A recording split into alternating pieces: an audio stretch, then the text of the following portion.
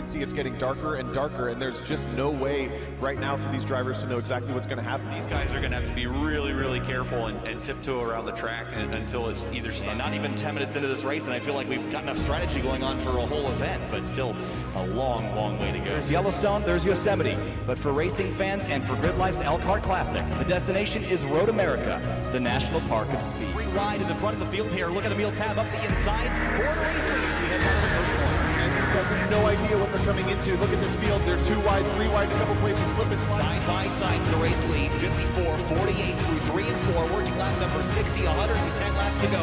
Yusuf Ghali, power move to the bottom of the racetrack, making the short way work. They're going to touch down the hill. This will be a great run for Fuller here. Yeah, typically we'll ram off the track in the final quarter. That'll allow Fuller to get a massive. Here he comes. Does he have a look? Oh, big block here by Sanfilippo. Into the grass goes Ben Fuller through turn 1, and Sanfilippo hangs on. He's loose. No! And he crashes hard in the exit of turn number 2. Don't try here, boys. They're going to do it. Briscoe backs out. They touch. They're going to crash. Briscoe going to slam the attenuator hard into the wall, and Jared Tesson hits him as well. And big damage on these cars. That's a huge hit. Before people are struggling for grip, going out of every single lane, even trying to then run, it's getting really insane. Powered by AWS for the Intercontinental GT Challenge, powered by Pirelli at the Indianapolis 8-hour. We are 7 hours and 18 minutes into this 8-hour event. John Miller way deep on the brakes to the inside of turn number 1 and 2. The spin, the 3 car gets turned around in the front of the car. James Houghton looking for a place to go, but he's got Austin Cobb to the inside. A bit of a gap behind. I think that's about 15th or 16th spot as they come out of turn 3. Big slide for this. Getting a run. He's got it. Going to be a drag racing line. Final corner. Checkered flag waving. Here they come. At Virginia National Raceway. To the line. Thompson, Darling, door to door. Banging doors. Fender to fender. I can't believe what we just saw.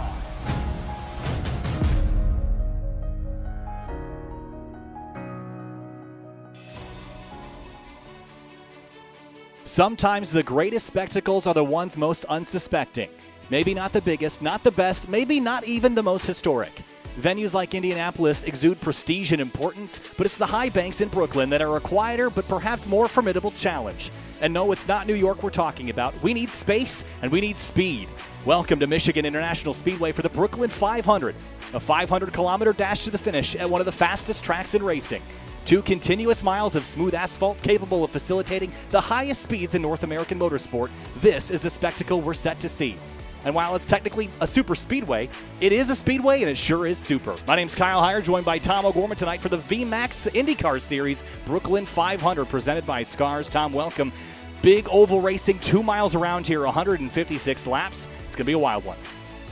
Yeah, and you got to bet that this one feels like it's got a little bit of extra gravity to it. We're actually broadcasting of this 15-round championship. We're broadcasting just 4 races, so a limited broadcast schedule, which I think adds emphasis to those 4 rounds. We have 2 ovals and 2 road courses on the broadcast schedule. This is the first of those broadcasted races, and you want to make a good impression when the world's watching.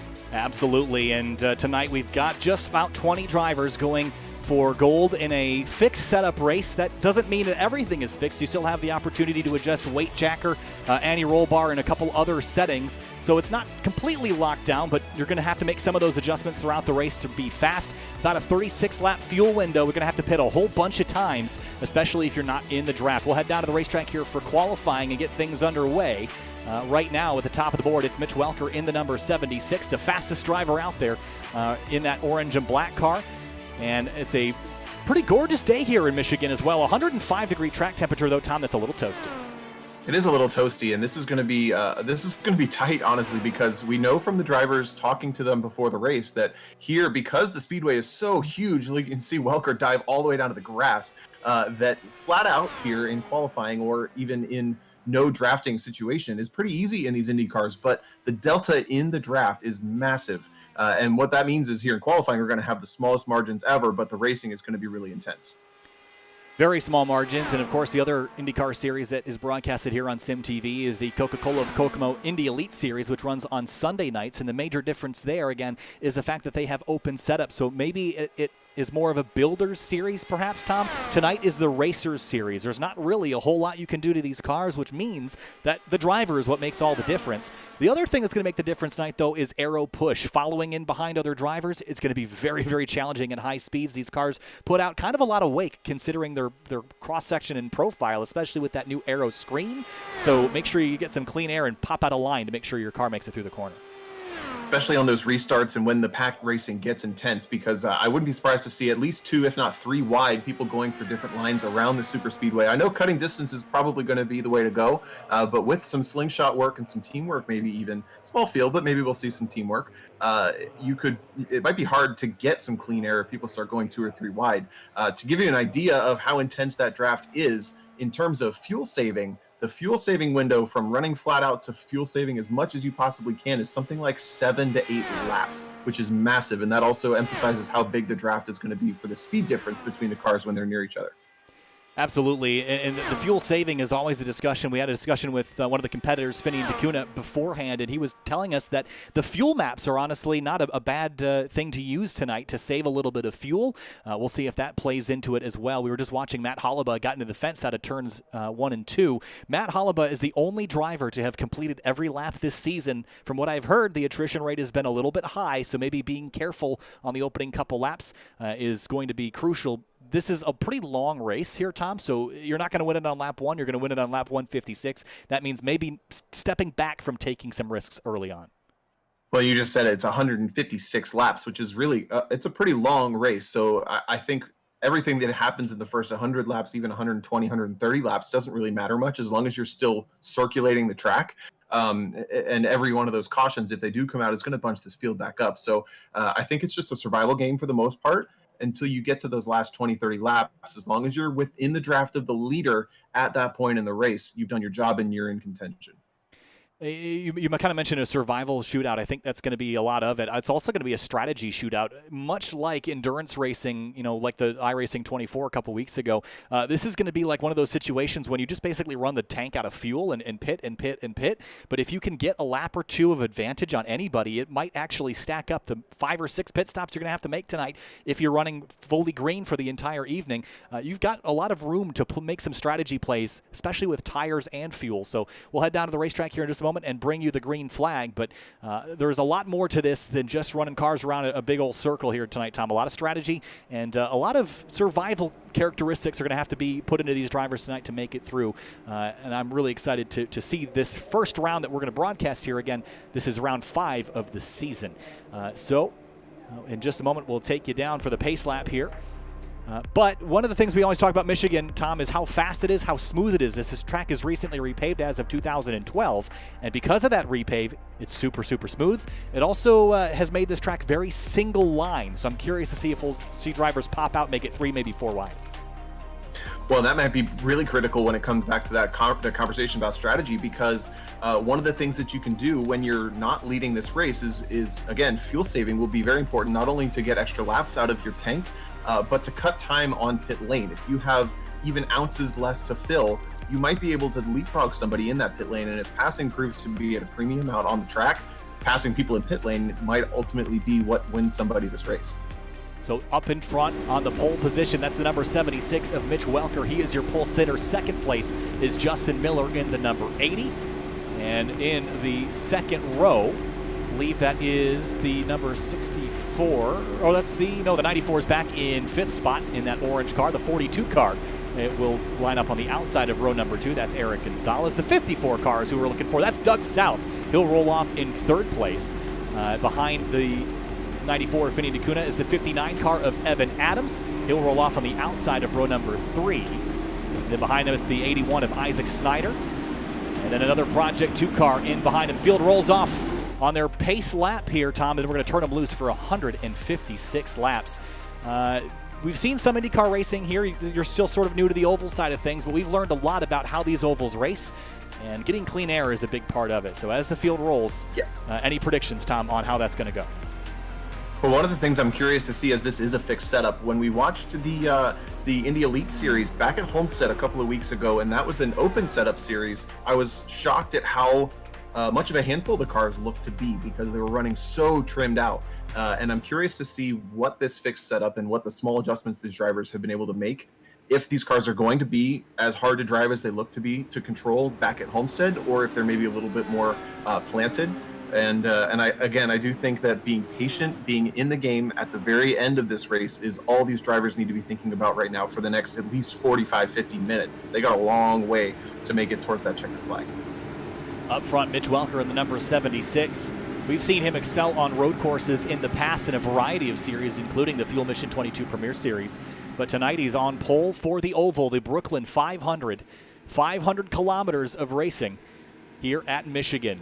A race no longer experienced in the real world, but the thunder and roar of IndyCar at Michigan is back in iRacing. And rolling off of turn number 4, the 76 will take us to the green flag in the Sun Country. The Lara IR18.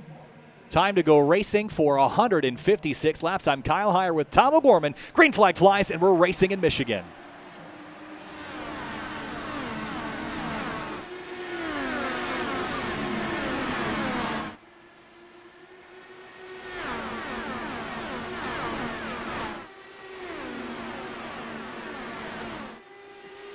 Strung out at the front of the field already. Mitch Welker leads the way off of turn number 2. In behind him, Justin Miller. He'll pop out driver's left and go to the bottom of the racetrack in that number 80. He'll take the lead into turn 3. Wow, something we saw at Homestead was a lot of over-unders on these huge sweeping banks. We saw that Win Miller was really able to draft by Welker pretty comfortably, take the low line, and Welker couldn't really respond. He takes the high line going up into turn 1 for the second lap. They're going to go side by side there, but it looks like that low line is really pretty easy to hold. Maybe not so much over-undering here at Michigan.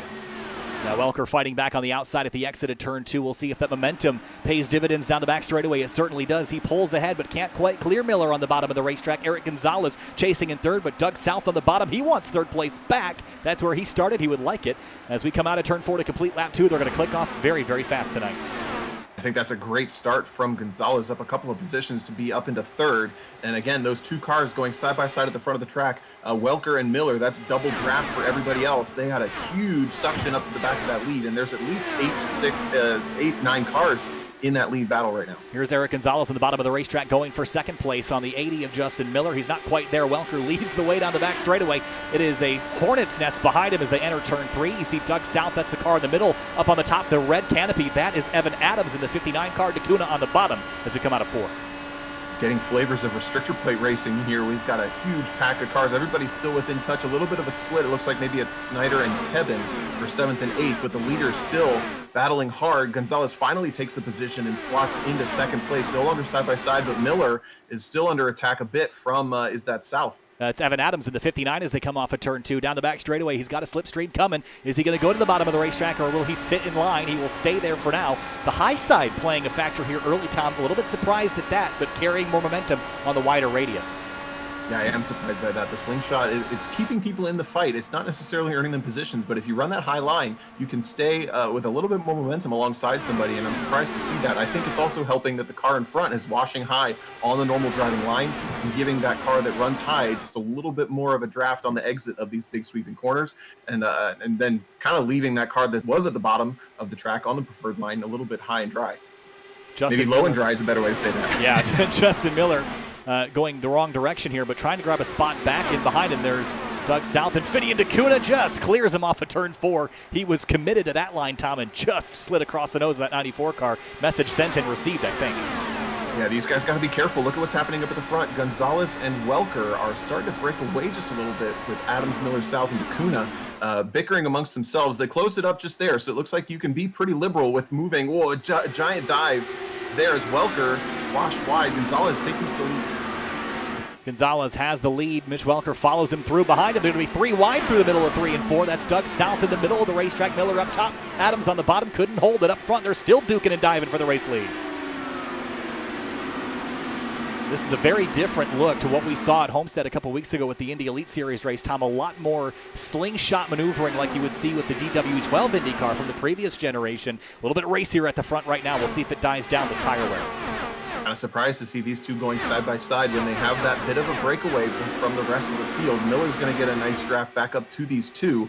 But look at that. Welker closes the door, and it's a big push from Gonzalez. He washes the lane high and has to lift, tuck back in, and is now back in the draft. But that was a big moment at the beginning of that corner, turn 3. The rest of the field has figured out how to run single file for at least a lap. Miller, South, Snyder, and Tebben going to start to get back up. DeCuna dropping 1 position.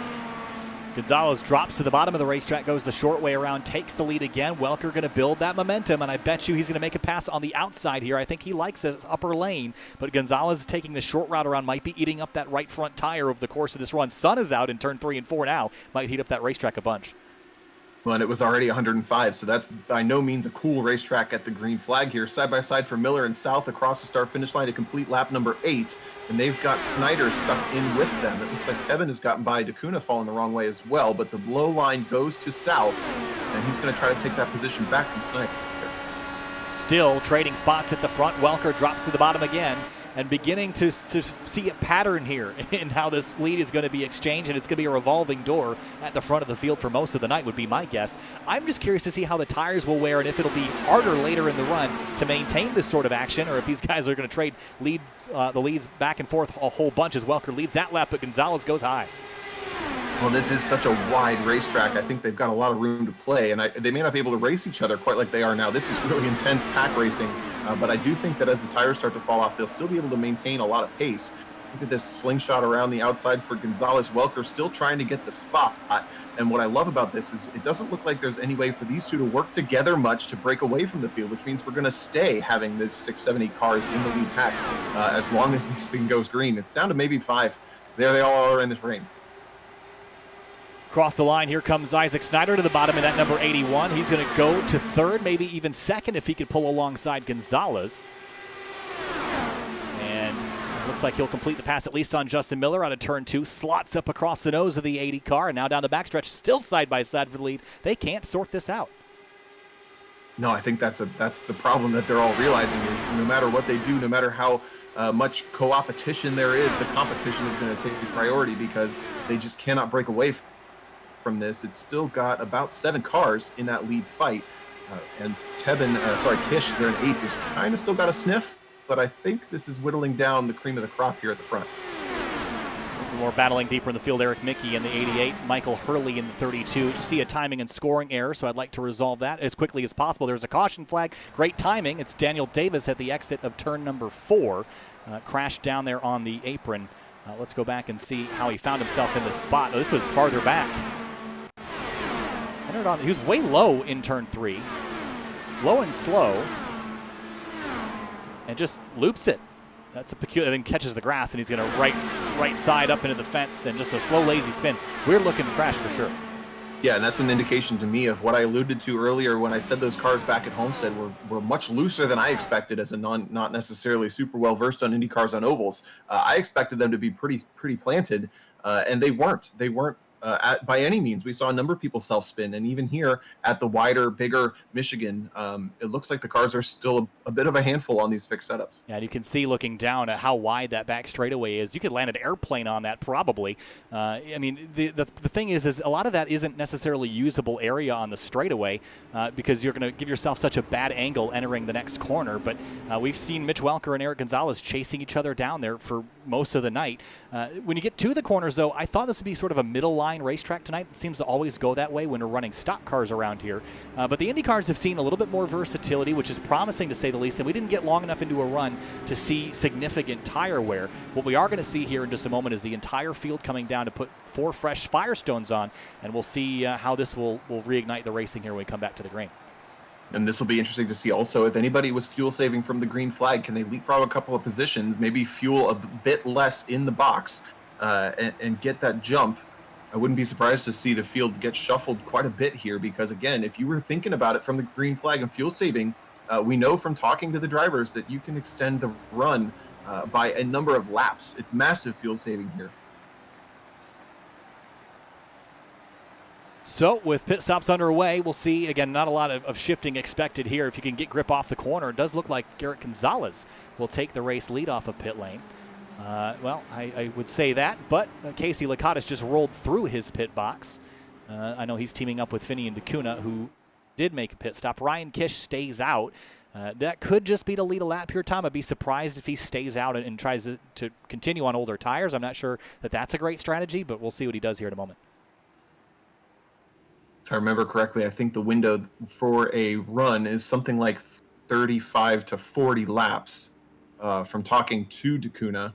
So that means we were only about halfway through that in a worst case scenario. And take a look at that standings down the board. Welker led a majority of those first 14 laps, so which he theoretically had the least opportunity to fuel save.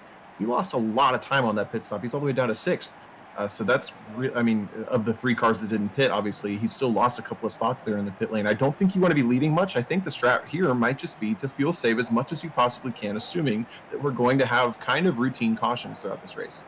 Yeah, looking down at the pit stop information, an 8.5-second stop is not that long, but it was long enough. Isaac Snyder's stop was 8 seconds flat. Justin Miller was a 7.8. Gonzalez was an 8.3. Licata will hit pit lane here on the second time around as we get the 1 to green. But Ryan Kish is going to stay out on the racetrack, and again, maybe there's a strategy that we don't know about where he's trying to hit a specific number at a specific time, Tom. That could be in his plans tonight. It also could just be a great opportunity for someone who wasn't happy with their track position to earn some track position in this caution. Again, being up at the front, if he had lost touch with this draft, he may have figured out that the tire wear is not too bad and he can get back up into that lead fight and then stick with the drivers, hoping for another caution to come out quickly enough that he doesn't have to go off cycle on pit stops. So lap 15 will be coming to completion here in just a moment. Nicholas Morelli out of the race early, so that was our 19th car. Daniel Davis has that car, looks like mostly repaired, and he will continue. So Casey Licata rolls out of the pits in 17th spot. Looks like Christian Alesho in the 19 car. We didn't really talk about him very much. He's got some fruit on the side of that car, it looks like, nice and tasty. Started 19th, up 6 spots to 13th place in that green machine. And we're coming to a restart here at the bigger tracks, single file. This is always a challenge because you get that accordion effect, Tom, and sometimes this can be destructive, to say the least. And you'll see all of them tuck up against the wall on the high side. That is because by the rules, you cannot get past on the left. You must pass on the right on these restarts. And if you glue the car up to the wall on the right, there's really nowhere to go. So there's a big jump from the start. Kish takes the green flag at the restart, and they're going to run single file for the most part. The rest of the field starts to drop down low pretty early, though. Eric Gonzalez jumps straight to the bottom of the racetrack. Justin Miller is going to go up to the high side and try to pull alongside into turn 1. He will get there, but Kish is going to try to drive away while he can. Run before they'll eat you up on those fresh tires, or if they will. I'm not really sure that we're having significant tire wear here this evening. Down the back straightaway, look at Mitch Welker making moves on Snyder. He wants to get back up to that lead as fast as possible. Things strung out a little bit more this time throughout the top grouping, and Kish is already getting run down by Gonzalez and Miller, who are going side by side. Finally tuck in, they're still side by side for Welker and Snyder across the start-finish line. Snyder on the outside lane as we have Eric Gonzalez going along the outside for the race lead.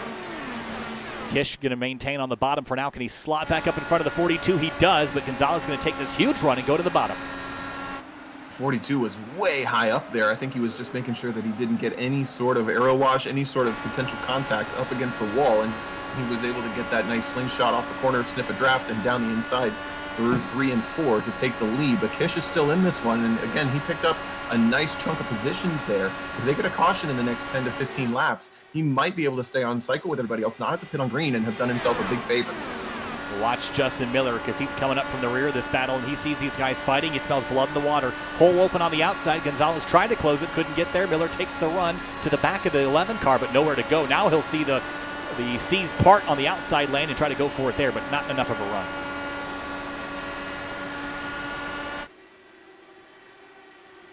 Down the front straightaway, look at that run still building as he comes across the line, almost 3 wide for a moment, but Miller going to try to take the lead away from Kish on the outside, and he will do what Gonzalez was not able to, and that's takes the lead for longer than just a moment.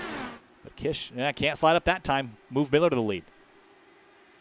May have a long way to go, but this one has the early makings of a photo finish. I have that smell in the air as they almost came across 3 wide that time. This is a major draft battle. Welker has finally cleared Snyder, and he's into this fight, and it's looking like you can be pretty far back and really get back into the lead fight. I wouldn't be surprised to see even South and Bakuna be able to make it back up there if they work together a bit, get a little bit of side-by-side. Look at the run that Snyder has on these two, goes low in 1 and 2. You know, the other thing that these cars have that stock cars don't on these bigger tracks is the ability to change direction mid-corner. They can basically just go hard left. I think Mitch Welker might have caught the wall down the back straightaway. You can decide that you want to be on a different lane and just turn left and get there. That's something that stock cars really can't do very effectively.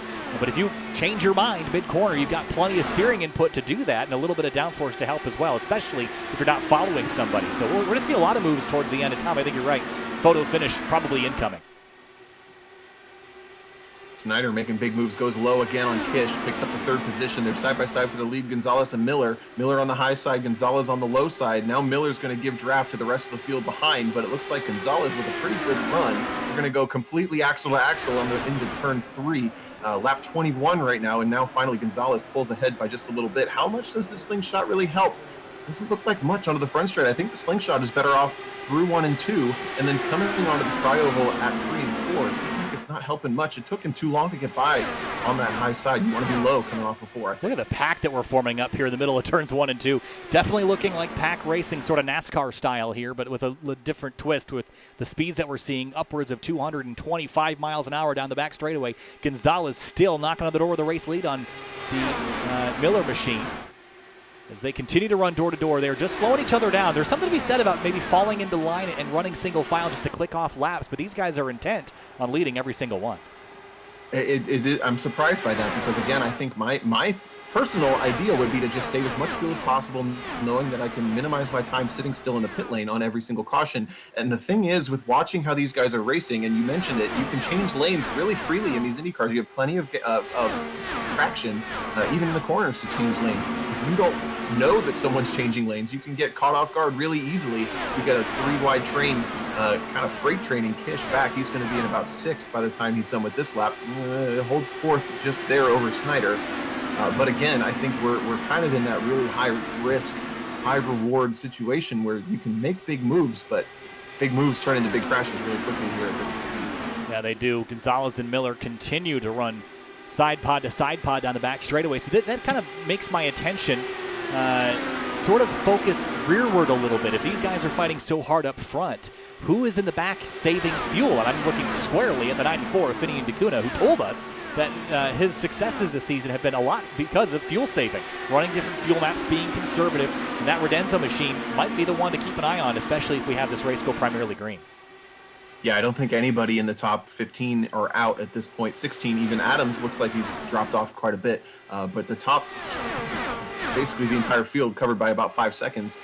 Theoretically, that can be made up in the blink of an eye here. And we're only, I've got myself in a math situation. We're 6th into this race. There we go. And that's nothing. They got so much time left to play. Yeah, you're looking at the lap counter, it feels like we just started, but we've been in this race for a little while now, and Miller is going to look to the outside again, and I don't see the longevity here. I don't see the need for urgency, but everybody else seems to. As we roll through turns 1 and 2 down the back straightaway again.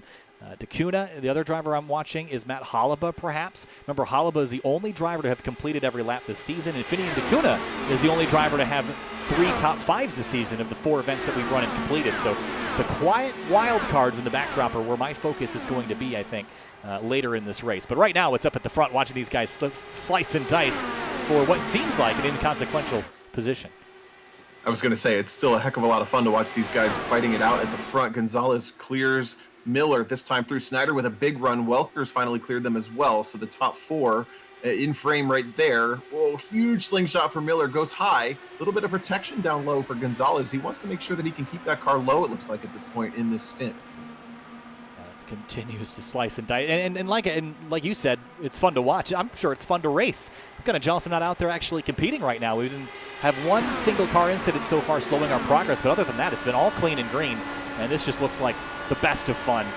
So much racetrack to play with, so much power to play with, a lot of downforce to mess around with. I'm sure this is an absolute hoot, and race probably won't be long enough for some drivers to be coming off the racetrack with such a big smile on their face, but I'm sure somebody will be disappointed and upset by the end of the night.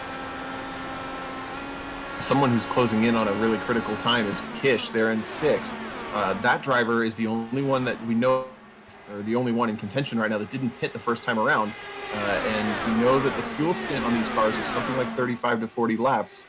We're on lap 29 right now, and he has not taken fuel yet. So that driver really needs caution in the next 5, 6, 7 laps before he's in kind of code red zone. And we'll need to make a pit stop under green, which I do think is a bit of a death sentence here because that could potentially put you a lap down.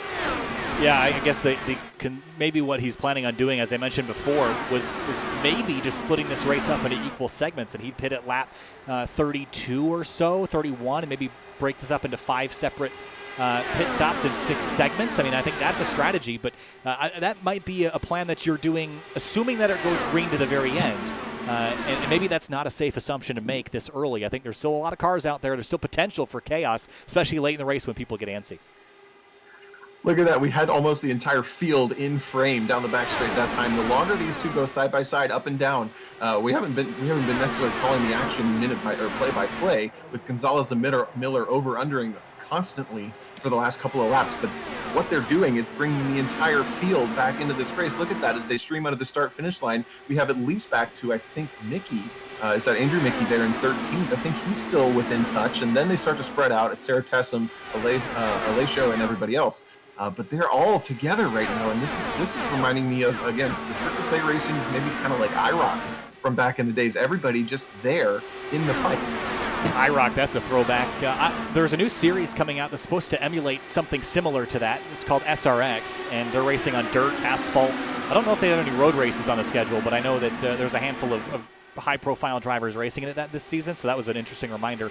NASCAR, I think, is a little bit disgruntled and got their feathers ruffled a little bit because I think it'll be a pretty cool concept to say the least. Gonzalez, Miller, and Snyder, the front trio, starting to pull away. Slice and dice Miller, left, right, and finally picked the outside lane, and Snyder didn't have anywhere to go after that. No, Snyder all of a sudden decided to put the afterburners on that lap. He was looking aggressive down into turn 1, couldn't figure out what to do with it. Aggressive again down into turn 3, had nowhere to go with it, but he is starting to hunt.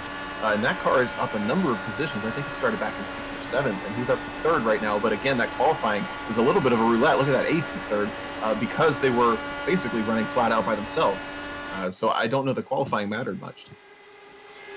No, probably not, really. Again, the length of this race and the ability of these cars to slingshot has basically rendered qualifying sort of useless. I mean, we've seen so much mobility happen, both forward and backwards. Evan Adams has dropped all the way back to 17th place. I didn't see him have any trouble, but he's definitely off pace. He's out of the draft. Maybe there's some damage on the right front of that wing. We'll keep an eye on this car, but he was up inside the top 5 at the start of this race, and it's gone the wrong direction.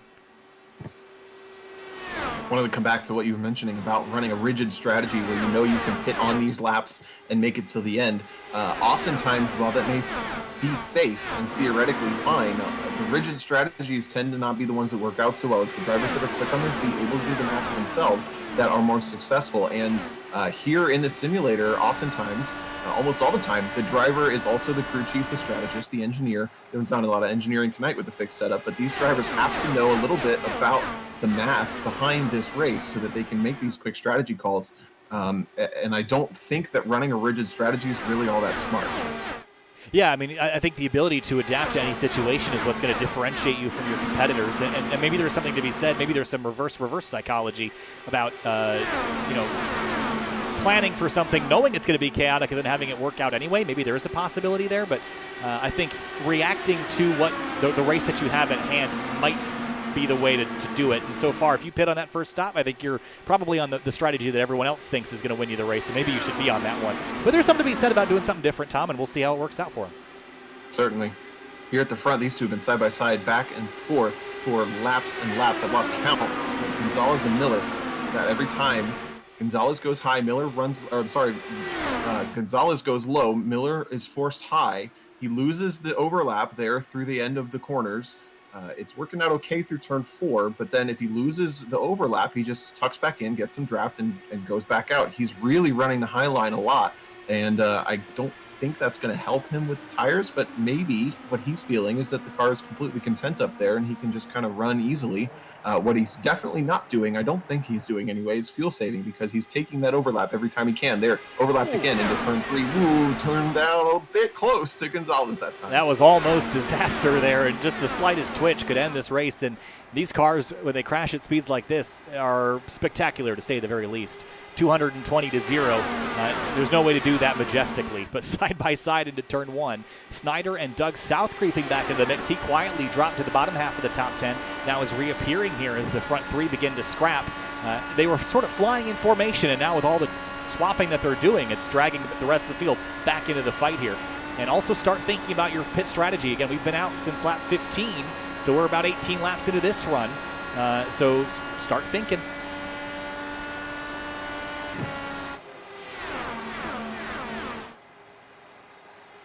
Someone's got to tell them when the checkered flag falls here, Tom.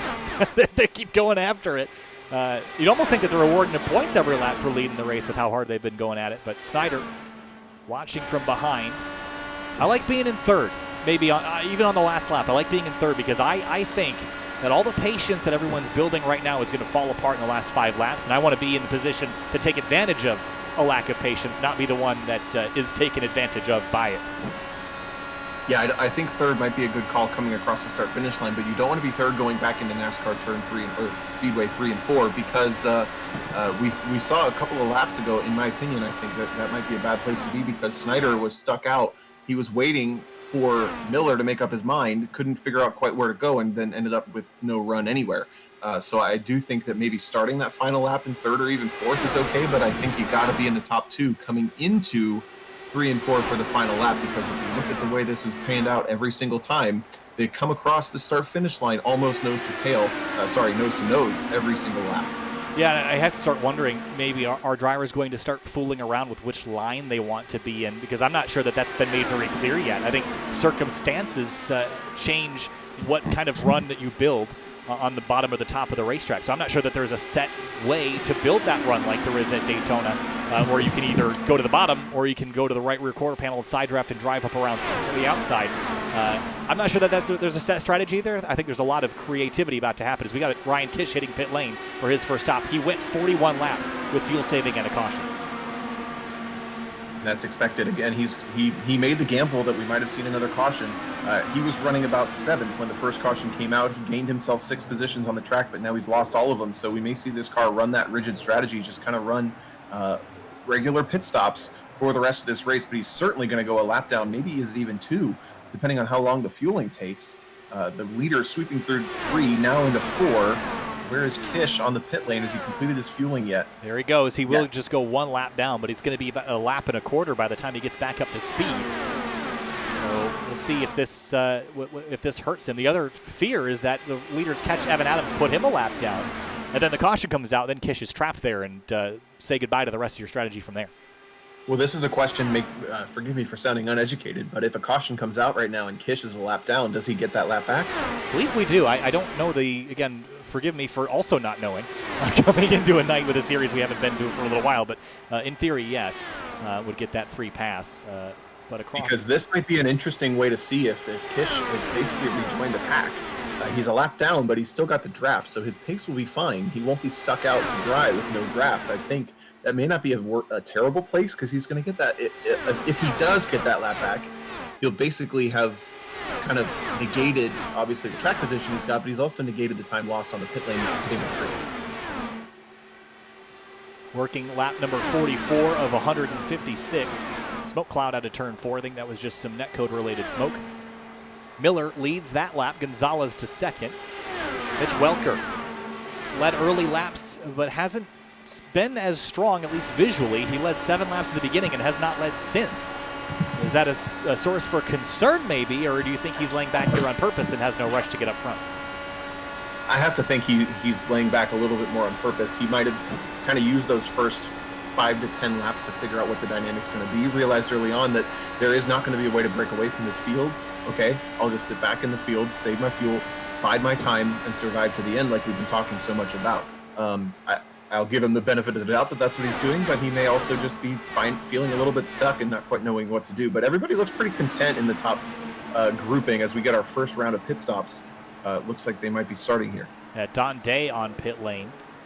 I didn't have him with a prior pit stops. This might be his first and only. That was 46 laps. That's a bit surprising to me if he had gone that long, but regardless, this might start a bit of a run here. I feel like it's a little bit early maybe. I think we might see another 5 to 10 laps before everyone really starts to hit pit lane with a vengeance. And also maybe the drivers that were saving fuel like Takuna, and look who's right in front of him, his teammate Casey Lakatos. This is the true, his car spun out of turn 2, and that was Evan Adams in the 59. Caution is out, and that solves that question. We're going to hit pit lane again. So I'm going to keep my eye on Kish, whether or not he gets his lap back. But I actually, by my math, a car that was not fuel saving, ooh, that was just a big flat slide, lost the rear end on exit as well. We've seen 2 spins on exit, one exiting turn 2, one exiting turn 4 now. So these cars are quite loose coming off of the Speedway corners. You know what's happening is he actually lifted off the throttle, and the same thing was true with with the incident with Daniel Davis, where they got off throttle and then the car looped. And I think it's shifting that balance forward, takes all the nose or all the energy off of the rear of the car and destabilizes it. I think that's what's triggering him to spin. Yeah, that makes perfect sense. So again, I was going back to the fuel strategy wise. We had that caution back on lap 14. We know that a flat out run should only be about 35 laps on fuel. That would have been lap 49. So this is basically when those green flag cautions would have had to start for a number of drivers. Theoretically, that would have been 2 or 3 laps difference. So this is basically not going to change much, except everyone's going to get a chance to come down and revisit pit lane all at the same time. So hearing no lucky dog, but we will get wave around. So if there is a car trapped between the pace car and the race leader, they will get their lap back. And that will be the situation for Ryan Kish. And honestly, given the current situation, I think that worked out pretty well. He will get his lap back. I mean, obviously this isn't going to work as well as if it had just gone green to the end and his strategy had worked for him. But he will get his lap back. He'll be at the tail of the field. But he's only off strategy by about 6 laps, which is less than it was before. Yeah, and really the only cost he's paying for that is about 15 cars of track position. So not the final nail in the coffin for the number 11, but probably not in as happy a situation as he was hoping for with that gamble early on. It's to look at the back of that truck for quite a long ways around this big speedway. But on the pit lane, my question is, did anybody gain positions on the pit lane with some fuel saving? This is a big moment here. Not that I can tell. Justin Miller does come out of the lead, or with the lead, I should say. Joseph Tebben in the 60 car had a half-second faster stop. Finian DeCunas was a full second faster than Justin Miller and Eric Gonzalez. So maybe there is something to kind of hanging back and staying out of the fray at the front. Again, we're seeing about a 1-second delta for drivers that were not in the lead of that pack. So maybe there's a lot of more significant fuel savings even if you're not directly drafting. That seems to be the case. Yeah, it looks like, from my memory anyway, Halaba also leapfrogged a couple of positions there on the pit lane. But everyone's going to be back together. They were all there anyway. So it's kind of not much of a change. We're just going to get back to racing here once that green flag flies with a little bit of a breather, which is probably welcome because that was some intense stuff for a very long stint, almost a full fuel run. Yeah, we've had about 15 to 20 lap runs separated by caution flags. And we are about 108 laps to go hereabouts, so still a long way to go. And such is a 500-kilometer race. But we only have one casualty so far. It's Nicholas Morelli, who had some hardware issues, so he's done and out. Don Day is the last driver running. He is 2 laps down to that number 4. He was one of the drivers that pit prior to the caution flag, but he was already about a half a lap down before, so had gone a second lap down right before that yellow flag came out. So not great timing for Don Day. So working lap number 50. Coming up on SYM TV tomorrow night, Thursday night, is SCRS Lamborghini Super Trofeo, as well as Prototype Challenge. We headed to WeatherTech Raceway Laguna Seca. It'll all kick off at 8 o'clock p.m. Eastern Standard Time, 7 Central. And then on Friday, we're off. Saturday, we are off. Sunday, we're also off. I think it's a pretty quiet weekend from that perspective. Monday, we're back with Grid Life iRacers Momo Prototype Legends. That'll be at Watkins Glen with the Riley Daytona Prototype. Tuesday, the Fuel Mission 22 Premier Series heads to the Charlotte Roval, jumping curbs left and right for a whole bunch of laps on Tuesday night. Then Wednesday, the Spec MX-5 Sim Racing Challenge returns. They're headed off to the West Coast and Sonoma, California for their next race. All right, Justin Miller out front. Tom, go ahead. I was going to say quiet this week, but busy next week on SYM TV. Oh, yeah. It's always busy, just sometimes it's not on the broadcast that it's busy. Here we go. Green flag back in the air, lap 51. Miller, nice clean restart. No dramas there. Big stack up at the back, though. That's what we always worry about on these restarts here. Tom is getting stacked up, and we still got to stack up. It's Casey Lakatos. It's heartbreak also for DeCuna. They had a drafting thing going on, and both of them dropped down. No trouble. Tebben's around. Oh, there's a crash. Big crash. Lakatos gets through it, but the car involved is Ryan Kish. Just got his lap back and now destroyed. Center returns 1-2. It's a massive incident. I'm curious. I'm trying to figure out what was going on there. It looks like both of the SYM TV cars with Dakuna and his teammate dropped low on that restart. Is that, if my eyes didn't deceive me, but another car lost it by itself. They're in one from the back, and unfortunately Kish was left kind of out to dry. Have a look here from up above. This is Finney and Dakuna in the 94 that we're looking at. And Matt Hollaba behind him. And you can see there's already a little bit of a stack up forming, but it's actually, I guess it, behind Hollaba, there's where the stack up starts. And everyone sort of jumping on the brakes. And then you see Lakatos dodging there for a moment. And then up the road, Ryan Kish comes around the outside of Adams. And there was a car that already looped in front. Oh, who was that?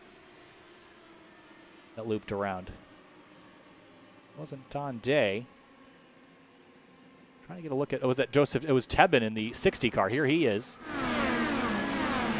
Goes off into turn one. Did he get some help or did he just spin? Oh, he just spins, loops it right up the racetrack. He's going to get clobbered here. Oh. That car looked to have, it had damage before that impact there. The rear wing was hanging loose. For some reason, yeah, look at it already flopping. So maybe some rear damage to that car. He lost it probably due to a lack of rear downforce. I don't know where that damage could have come from, though, because it was there from before even the green flag flew. And I got confused. It wasn't actually Dakuna. It was the car with the red graphics over the top, whose name I forget, but that was a little further back in the field.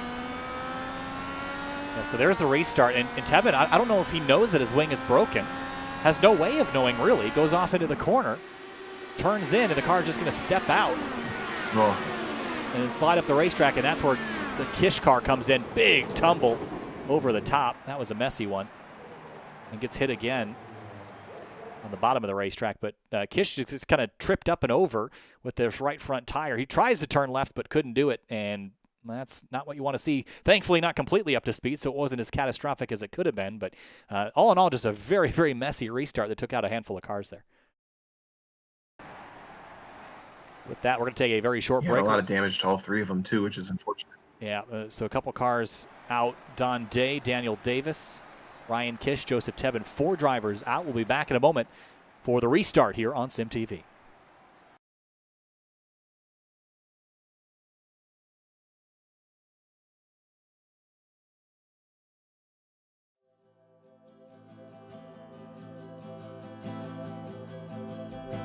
If there's one place that defines American motorsport, it's here. The sandy beaches a few miles away held races for decades. It's where NASCAR was born. They need a place to race, a super speedway so fast and so huge that the cars could run flat out all the way around.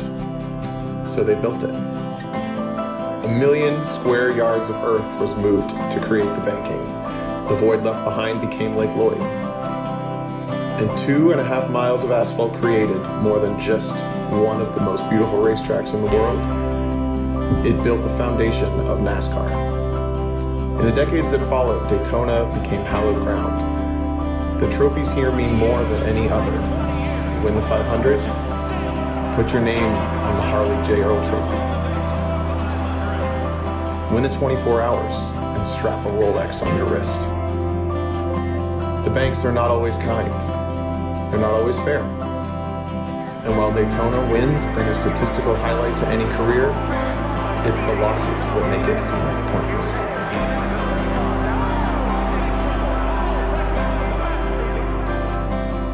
But for every untimely ending, there is a triumphant healing.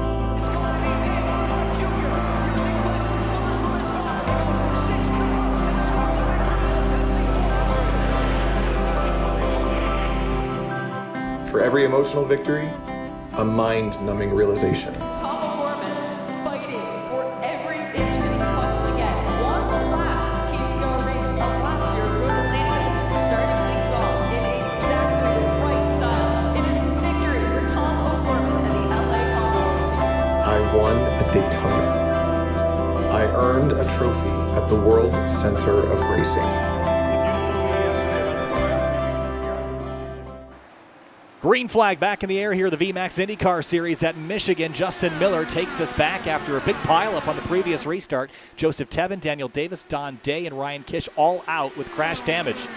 But on the restart here, Tom, We've got a slightly smaller field, and one of the cars that had been running up at the front, Ryan Kish, is now out. But for the lead, these two are definitely not going to stop battling. And this is looking a bit like deja vu. We had a huge, about 30-lap-plus run for green flag racing, and these two, Gonzalez in the white, red, and blue, and Miller in the black and green, went side by side like this for lap after lap after lap. The only consistent other than that is that Gonzalez always forced Miller to the high side. That car in the 42 really wants to be down at the yellow line. The rest of the field, as they did that, just kind of came back together closer and closer. And we're going to see that unfold again, I think. Yeah, Gonzalez has been pretty protective of the bottom, and I think that's a fine short-term strategy.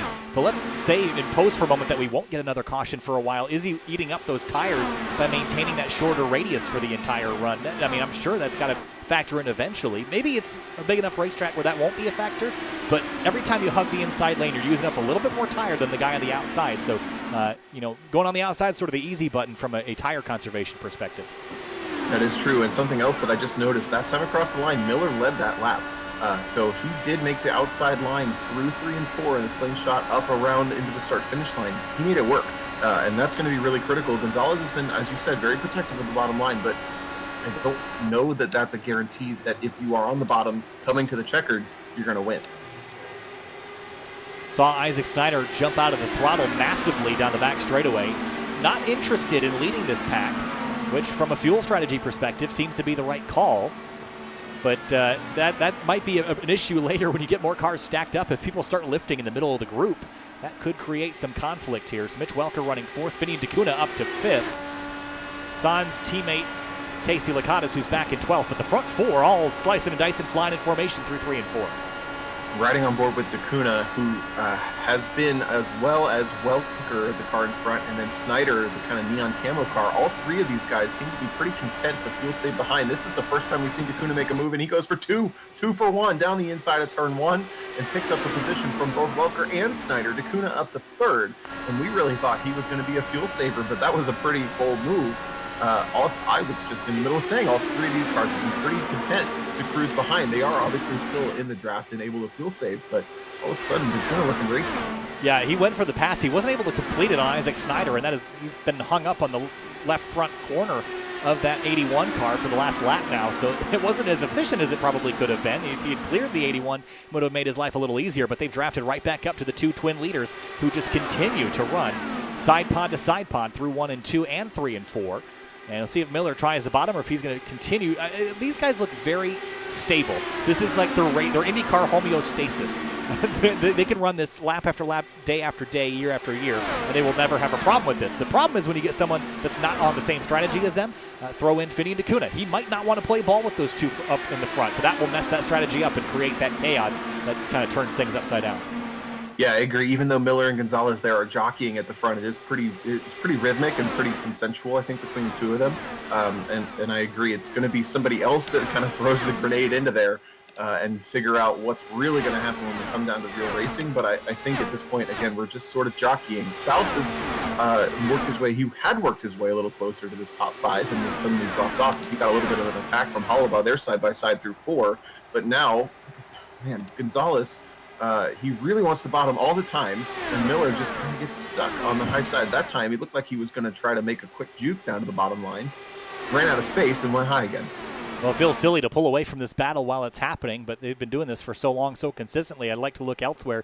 Looking at the 32 of Mike Hurley, he started 11th. He's running 7th right now, and spotting the group up ahead. It's got to jump a couple gaps. It's got to catch Doug South in 6th and then drive all the way up to Mitch Welker in 5th. But with these guys racing like this, it might not be that tall of a task.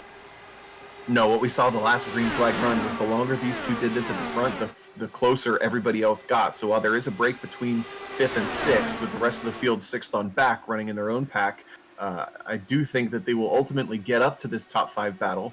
Interestingly enough, though, the drivers there 3rd through 5th are running side by side a lot more than they had the last run. They were, again, very patient last time through. This time, all 3 of them jockeying quite a bit after DeCuna made that move.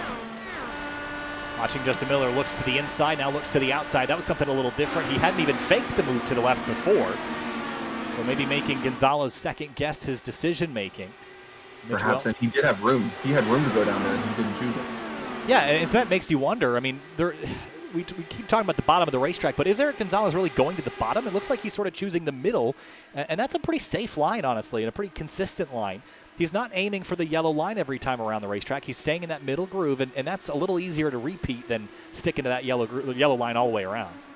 Yeah, he's more encouraging Miller to go high than he is forcing him to go high. And I do think that it might be hard to get these cars that low on this racetrack as fast as they're going. He's only a car width off the yellow line, and at, 200 and some miles an hour, getting the car between another car and the yellow line is going to be really tough. But I do agree that Gonzalez is not fully protecting the bottom.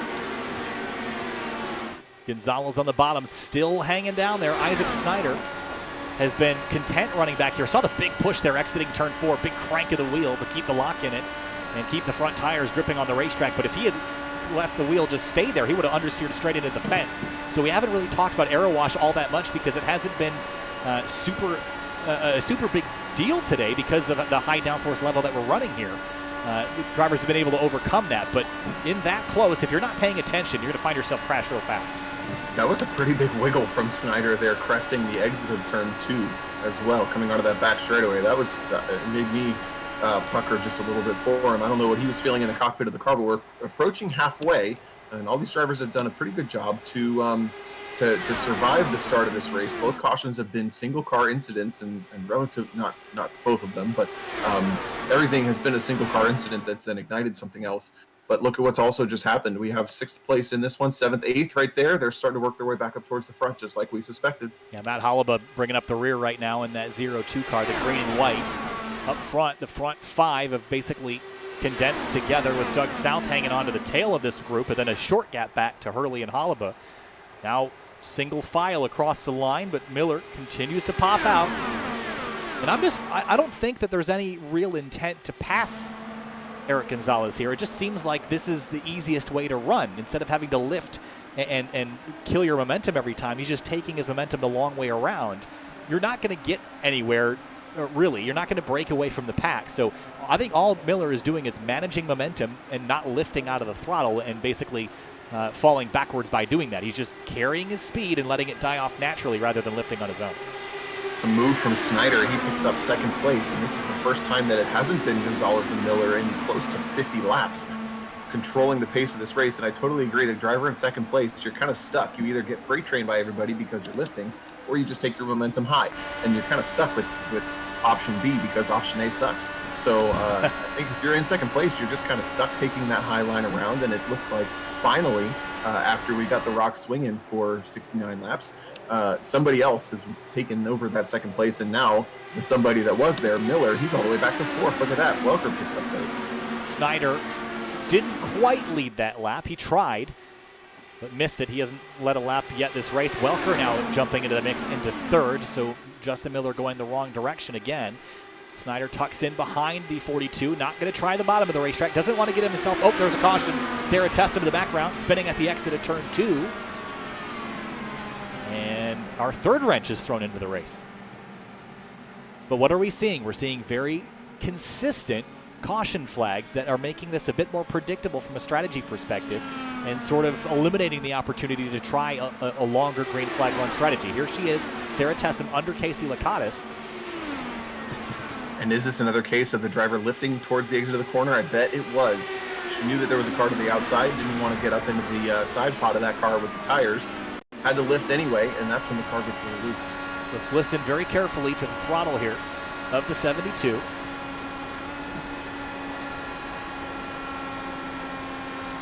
Yes, exactly. Just the slightest lift, breathing the throttle 5 to 10%, just destabilizes the car and sends her for a loop. Didn't hit anything. Did a nice job locking it down, and that's one of the things you always talk about in any sort of speedway or super speedway configuration is knowing how to crash. Once the car's lost control, don't try to save it, don't try to overcorrect it and end up facing the outside fence. Lock it down, find a safe place to slide to a halt and get back rolling. It's a whole lot better to do that than it is to overcorrect and send it straight into the safer barrier. Sure, and luckily that was towards the back of the pack, as it were. Not luckily for her, but luckily for the overall race. And everybody gets a free pit stop if they choose. But otherwise, oh, look at that. That was an interesting move. Takuna, fake out.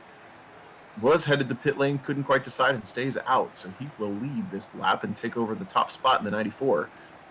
for the most part, looks like everybody else headed to pit lane. Well, he's a lonely man out there for sure. We've seen the strategy play out before, and it didn't work. So I'm a little bit surprised that Takuna would do that. But again, maybe trying to hit some numbers that we can't see as everybody else hits pit lane for their third stop of the day. Look at that. Welker missed his pit box. He had to reverse just a little bit to get back in. He's going to lose a bunch of positions on pit lane. It's the orange and blue car at the front. Everybody going by him. Oh, man, that's going to hurt all the way down to 8th as he rolls out of the pit box. That's a costly mistake, but I think it would cost more if we weren't pack racing essentially today. I think he'll be able to drive back through it. The problem is the risk that you basically build for yourself driving back through a pack like this isn't really worth that extra half of a tenth you were trying to gain on pit lane. So I think Mitch will learn from that, maybe be a little bit more cautious into his pit stall the next time around. We have 13 drivers remaining on the racetrack. Casey Lakatos is the last of them, and Sarah Tessum did him a favor and spun to the inside instead of collecting Casey, who is new to the IndyCar, comes from a stock car racing background, and is working with Vinny Takuna to sort of teach him how to handle these things, how to race him, how to strategize with him, and it's a really interesting scenario to watch. Watch a driver learn how to operate a vehicle that they haven't really jumped into before. So we're watching that in real time with Casey, and other than a slip and a slide earlier, he's doing a pretty good job.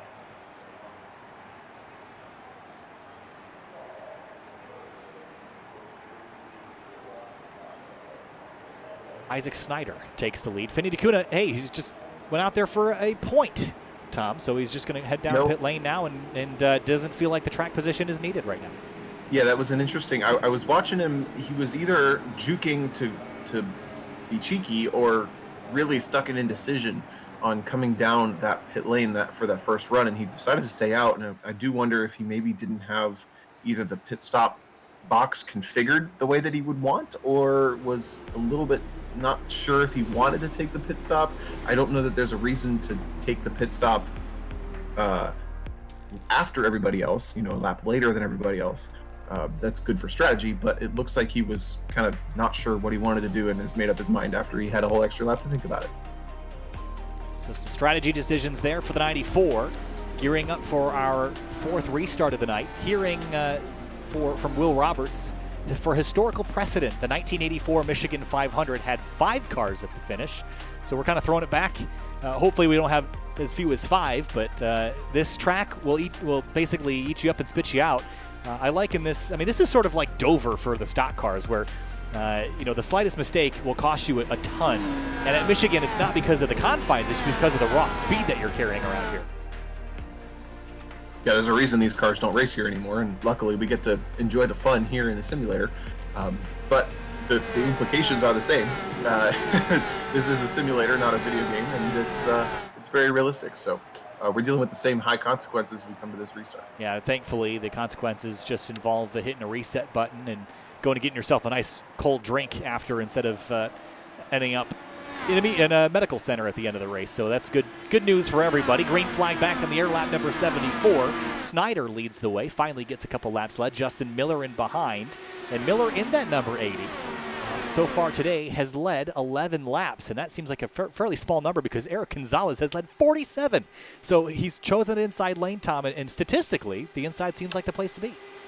Statistics is one thing, but I'm actually surprised that Miller has led that many, because I was paying pretty close attention as to whether or not that high line was good. They came across pretty close a number of times, but I didn't necessarily think it was 11 times.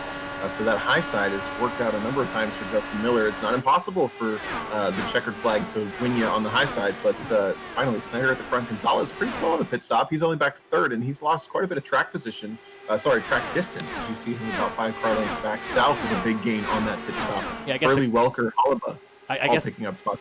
Sorry to cut you off. I guess the question becomes, are you strong in this race if you can't climb back up where you were at one point? If Gonzalez is stuck in third for the rest of the race, was he really ever that strong to begin with? Track position always factors in at tracks like this with an IndyCar. But you got to be able to climb out of any mistake. And if you can't do it with 75 or 80 to go, you're not going to be able to do it with 5 or 10 laps to go. So I think we're about to see something very interesting with Welker stuck back in 6th and Gonzalez back in 3rd. For the lead, though, Snyder and Miller continue to trade that top spot.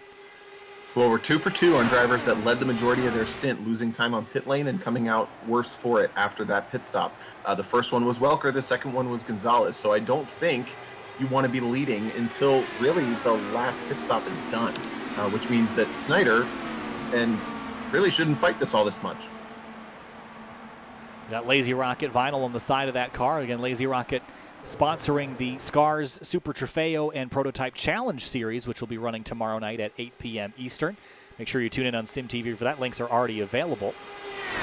So Snyder now basically taking Eric Gonzalez's spot and holding on to the bottom. Here's Christian Alesio in the car spinning in the background. That's Casey Lakatos. He locked it down and got it going back straight again. That was almost an issue for the number 50. Let's have a look. Was he actually that sideways, or was I just seeing things? Oh, caught the apron. Whoa, yeah, he was sideways. Gathered it back up, though. That was major code brown, but luckily with these cars, no ABS, you can lock all four up, and they tend to kind of straighten themselves out. We've seen that also in the Indy Elite Series a number of times. He caught that one really early, though. You have to catch it immediately if that's going to happen, and luckily he did. You mentioned ABS and the lack of it. ABS in sports car scenarios is often a good thing, but one thing it's not great at is stopping a car from sliding. It sort of exacerbates that problem. You see that a lot in the GT4s here in iRacing, but with the IR18, the NASCAR stock cars, you can basically just smash that middle pedal to the floor, and it's like a magic save button. Let the car figure itself out. Gonzalez has caught this front group again, and now I'm curious to see what his moves are, or if he's content running back here like Snyder was in the previous run. I think it's pretty smart to just camp here, and what I'm also noticing is on every restart we get a top 5 breakaway, and then it takes a number of laps, almost 10, 15, 20 laps even, for the rest of the field to kind of work their way back into this one. And look at the gaps on the left side of your screen. It's 6/10 back to Welker. The top 5 are within 6/10, and then it's another second back to Hurley. There's the distance on your screen. So I think that top 5 on the final restart is really where you want to be, because if you're in 6th on back, it's going to take you the entire fuel run to get even into this fight. You've seen that 3 for 3 so far. Front 5 all running. Lap number 80 is complete. Across the line, Snyder will lead it. Miller second. Gonzalez, Welker, Doug South, Hurley, Halibut, Alesio, Mickey, and DeCuna round out the rest of your top 10. Getting racy for the front here, though. 1 and 2 being a battleground this time instead of 3 and 4. Gonzalez jumps up to the outside groove. And Welker staying in line here, not chasing the draft down the straightaway, but Gonzalez is definitely trying to figure out where to poke the nose. Miller's got a lot of practice running that high line, and I do wonder how hard was he working to lead those 11 laps. You know, we mentioned he led 11, and Gonzalez led a lot more, but how hard was he trying to pick up those spots? Is it maybe easier to pick up the high line than we know, as we see now Welker, who botched that pit stop, has made up for the damage caused and is battling again for the top 3 spots.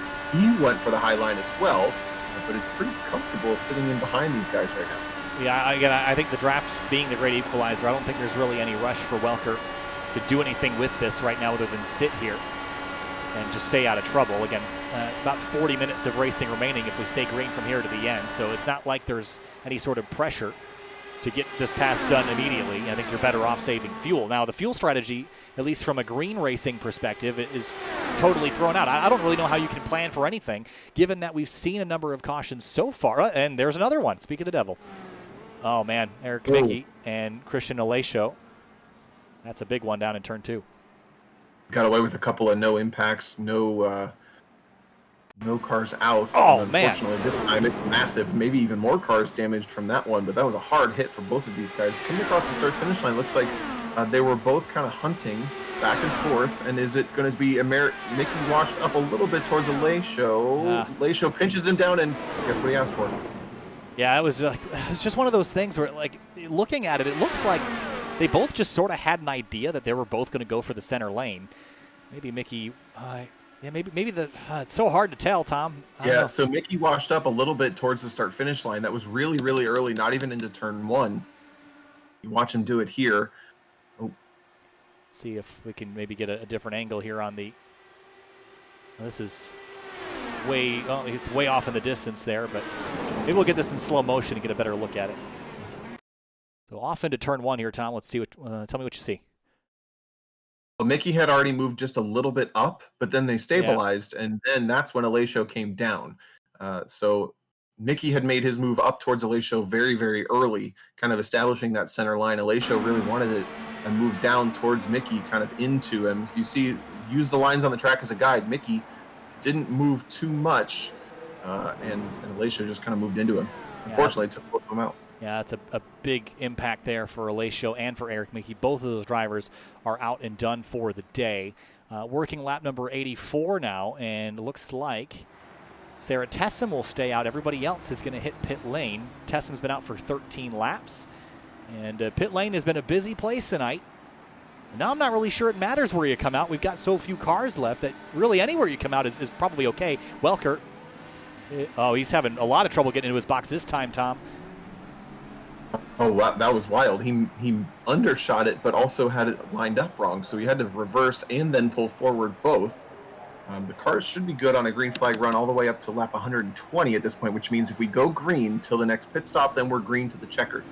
So theoretically, if we're green for the rest of the race, it's a one-stopper from this point, which means now, unfortunately for Welker, we just watched him. He's got a lot of work to do, but pointed out, with only about 12, 13 cars circulating, I think anybody can still win this race, but I think we've pretty much seen, I think the players are going to be Snyder, Miller, Gonzalez, and then maybe if Dacuna or Welker can get back up there, I think those 5 have been my class of the field for this race. In just a moment, we'll be back for the restart here on SYM TV for the Vmax IndyCar Series Brooklyn 500. Stay with us.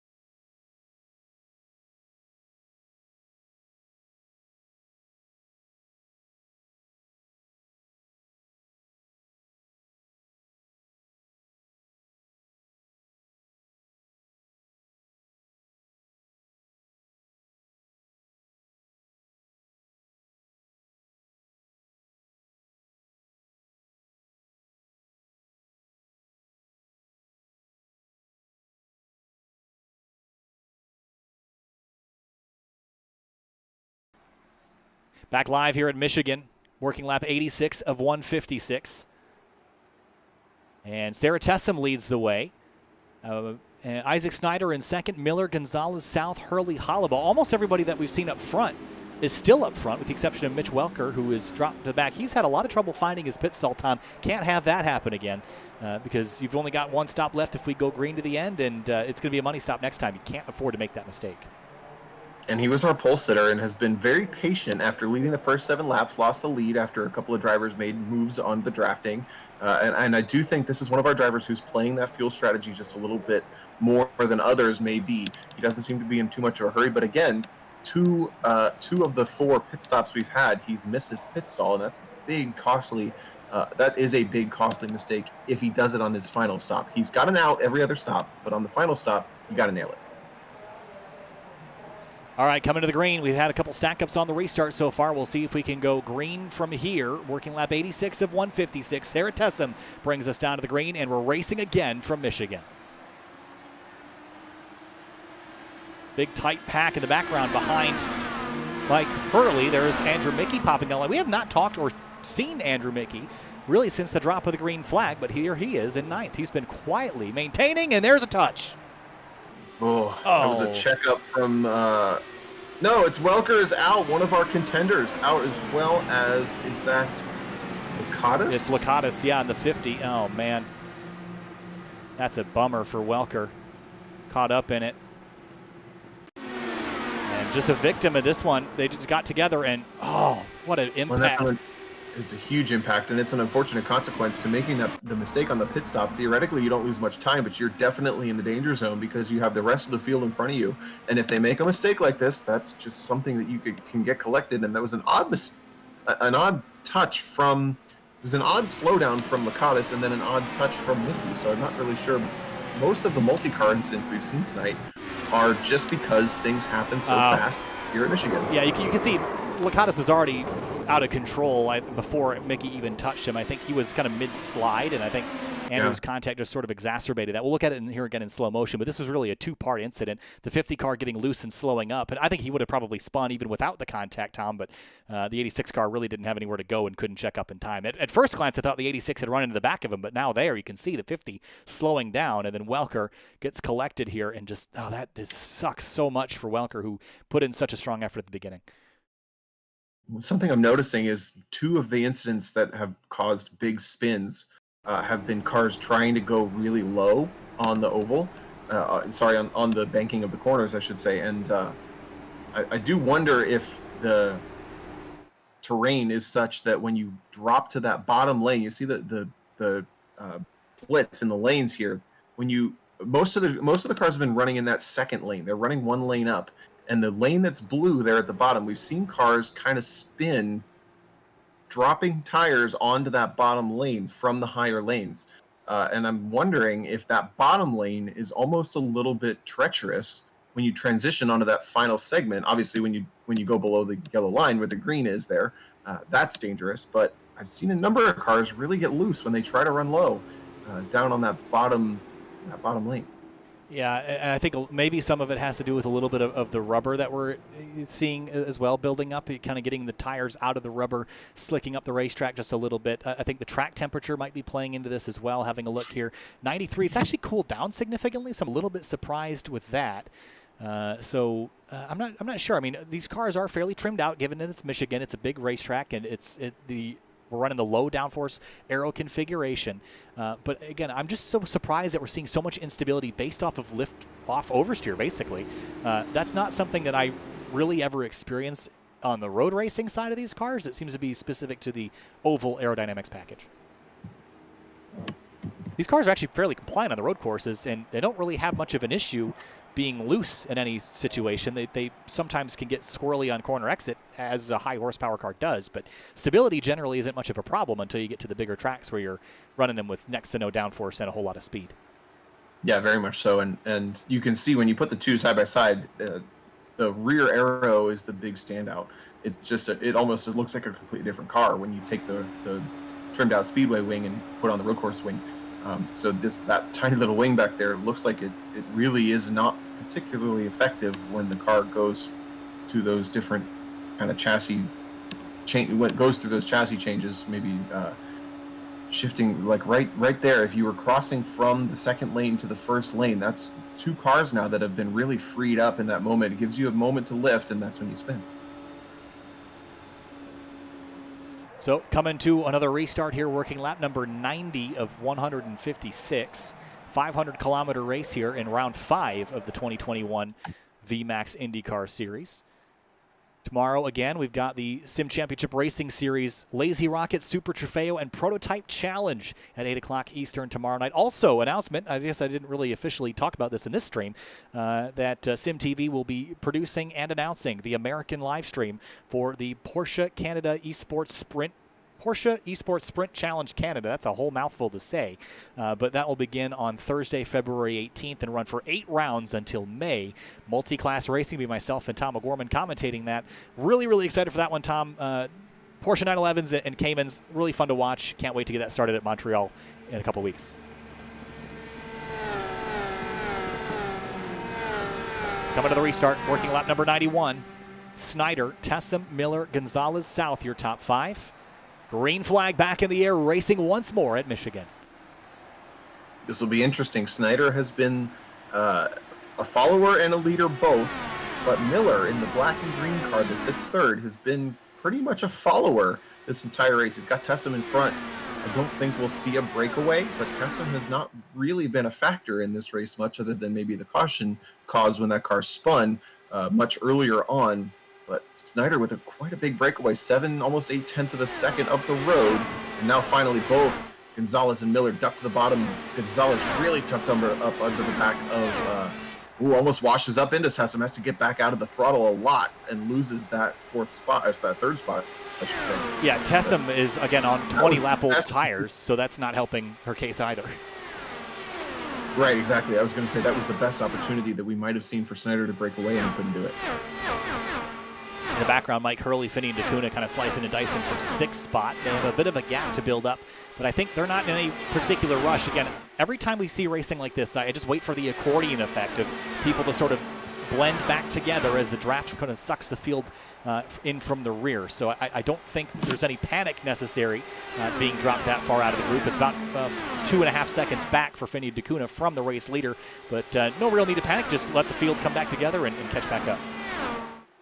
It's like Gonzalez is stuck a little bit behind Tessem. Oh, Tessem almost up in the wall. Gonzalez goes to the bottom and takes the position pretty easily. She really had a good save there, and South is going to go with. That could have been really big for a number of our contenders, but both of those drivers picking up a spot. Tessem regains momentum around the outside, tries to hold on to 4th, but couldn't do it, and that's going to bring Hurley and DeCuna up to the rear of the 72. Harry there. Into turn 1, DeCuna goes a little high here on Mike Hurley. He's going to try to use the banking to run down the hill to catch Mike Hurley. Wasn't able to do it that time there. Kind of breaking the draft here, kind of seeing the IndyCar snake down the backstretch there, Tom, where you kind of pull out a line to try to break that draft. I'm not really sure it's going to do you a whole lot of good, though, more just for show than anything else.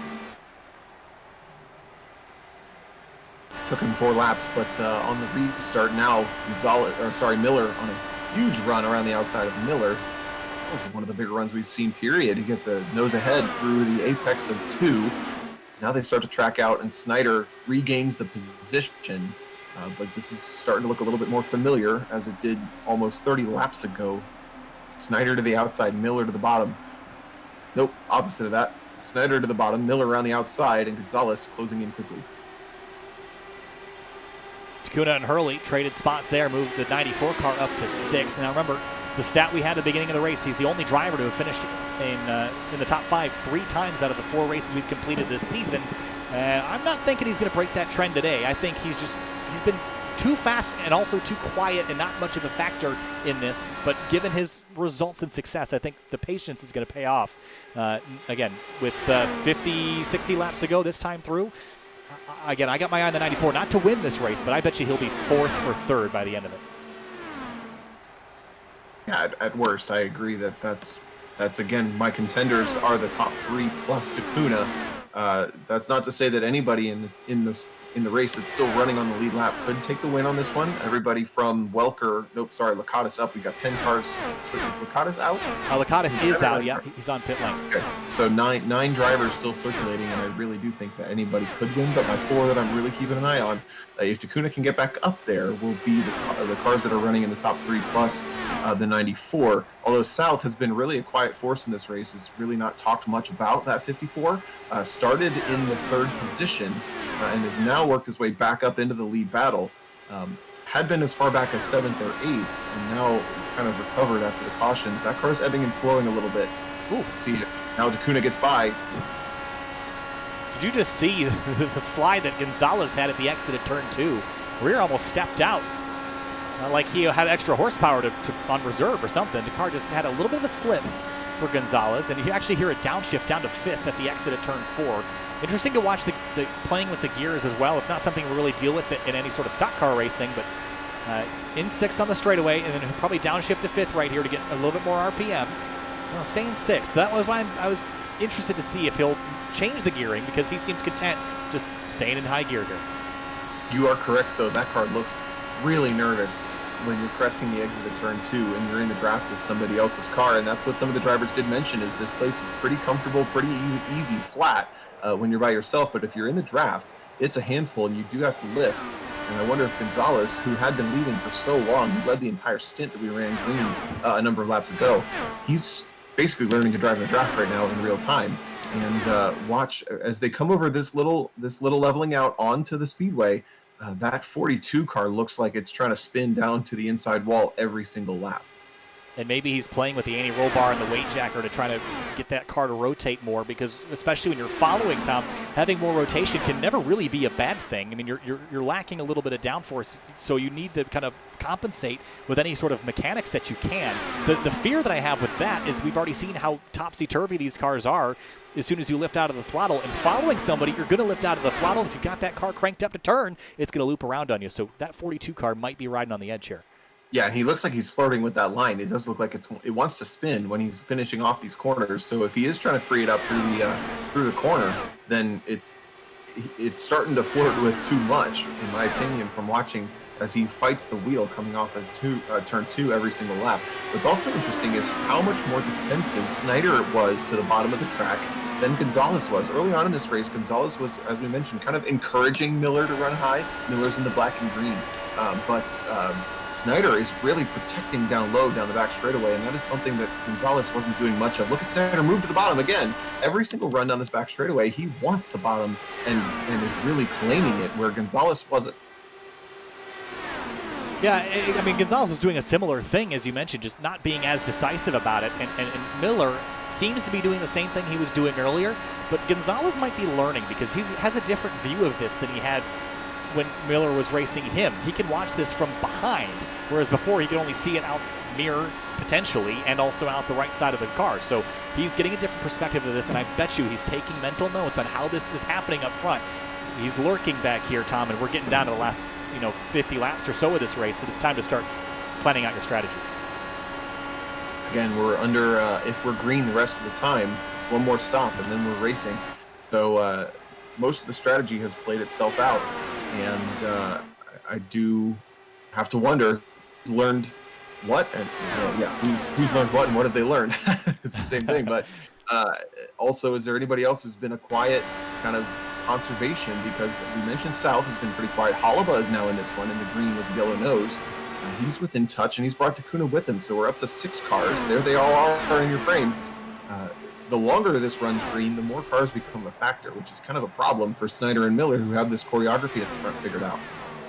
Seeing a little bit of a drop-off from Tessem, Hurley, and Mickey. They've kind of dropped out of this front group, so basically back to Takuna is all we have. Takuna's actually a little too far back, maybe 7/10 back from Holaba. That's outside of the draft range, so really you're down to your front 4, and make that 5 with Holaba in the mix. So, I worry about Takuna kind of falling out of this draft, and again, if this goes green to the end, which is a high possibility, you're going to get stuck out there and not have any way to reel yourself back in.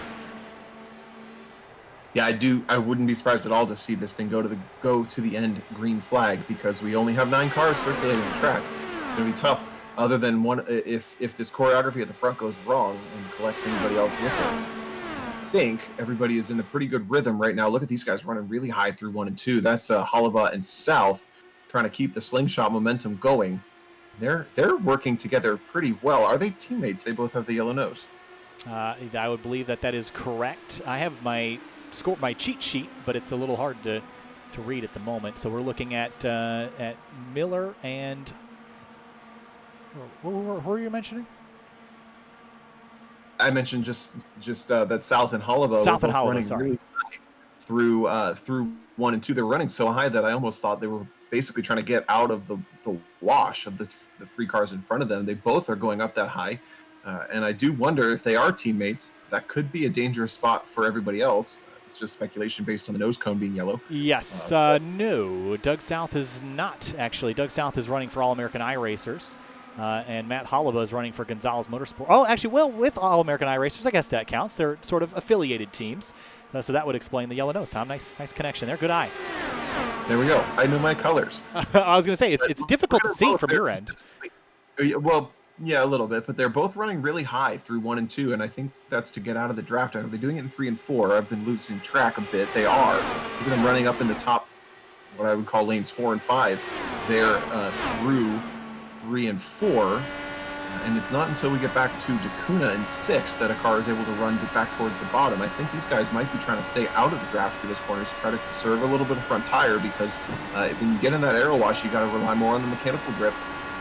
These guys might have a good strat going. Well, Holaba dropped back and has actually picked up Finian Takuna in the draft, so that's saved Finian just a little bit. He was sort of in danger of falling out of that draft. I'm not sure if there was any coordination there, but it certainly helped the 94. Might pull him back in.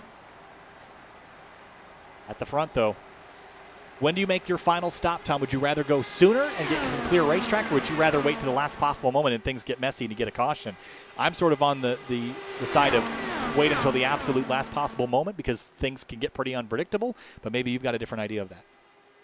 No, I do think you want to wait to the last minute because you want the freshest tires possible. And the only alternative to that would be if everybody's pitting at the same time, you would start to pit then if you think you might be on the pit lane less and leapfrog them in the pit lane. You know, if you've saved a little bit more fuel, you feel a little bit less, but effectively staying out is kind of the same thing at that point on that final stop. So I think you're really well off to pit as late as possible. Vinny DeCuna in the background, you see him back in the mix, 4/10 back. He's slowly moving forward. He was actually quicker than everybody except for Doug South and Isaac Snyder last time by. So using that draft, kind of, you get that double draft effect where you've got one guy drafting another guy and you're drafting that first guy. So you're kind of getting 10 to 15 miles an hour instead of 5 to 10 miles an hour. Doug South also quietly maintaining a top 5 run right now in 4th. He started this race in 3rd, so he's got single car speed as well. Another driver that we haven't seen run up there and lead a whole bunch of laps. He has only led, well, he hasn't led any. And maybe that's a reminder that we shouldn't count out this 54 either, because I don't think he's shown his full hand just yet. No, I think I jumped the gun a bit on saying the top 3 plus DeCuna are the only factors in this race, because these two are storming up there pretty comfortably right now. Both South and Hollaba, but again, you make a good point pointing out that South, with that great qualifying effort, has the potential to run single car pace pretty well. Hollaba, I think, was down maybe 9th or 8th in qualifying. That was probably only a tenth or two apart, but it is important. Oh, wow. Yeah, back at 17th. A long ways back there, Tom, but proves your point. Into turn 3, Snyder and Miller continue to trade spots. I want to know how many lead changes there were at the end of this thing. That's the real question. Because I think there's been several at the very least. I'd bet at this point maybe 40 or 50, given we've changed leads officially maybe once every 2 or 3 laps. And Mike Hurley is back picking up Sarah Tessum in the 72. If we get another caution, Mike Hurley's another driver that has had pace at points in this race, but hasn't been consistent enough to do much with it. So if we get a late race caution, don't count anybody out, really. I mean, at this point, there's, as you mentioned a couple times earlier, there's pretty much anybody could win this race. It just happens to be circumstances which will put you there. But it's easy to see the drivers that have been in control. As South goes for 3rd, look at that. There was a move for 3rd across the start-finish line. Gonzalez loses another spot. He goes low, tries to take it back, but I'm really intrigued by both South and Hollaba have all of a sudden seemed to found a bunch of speed up there in the high line as they're continuing to just kind of get closer and closer, not only gaining positions, but they seem to be catching the leaders running up there. Look how high they are. Yeah, Hollaba way up top. That's an interesting note. In the pre-race, we sort of chatted about multi-groove and how this newer repaved Michigan tends to race fairly single lane, but that's not what we've seen at all tonight. You can run all over this racetrack, just stay off the bottom so you don't crash your car.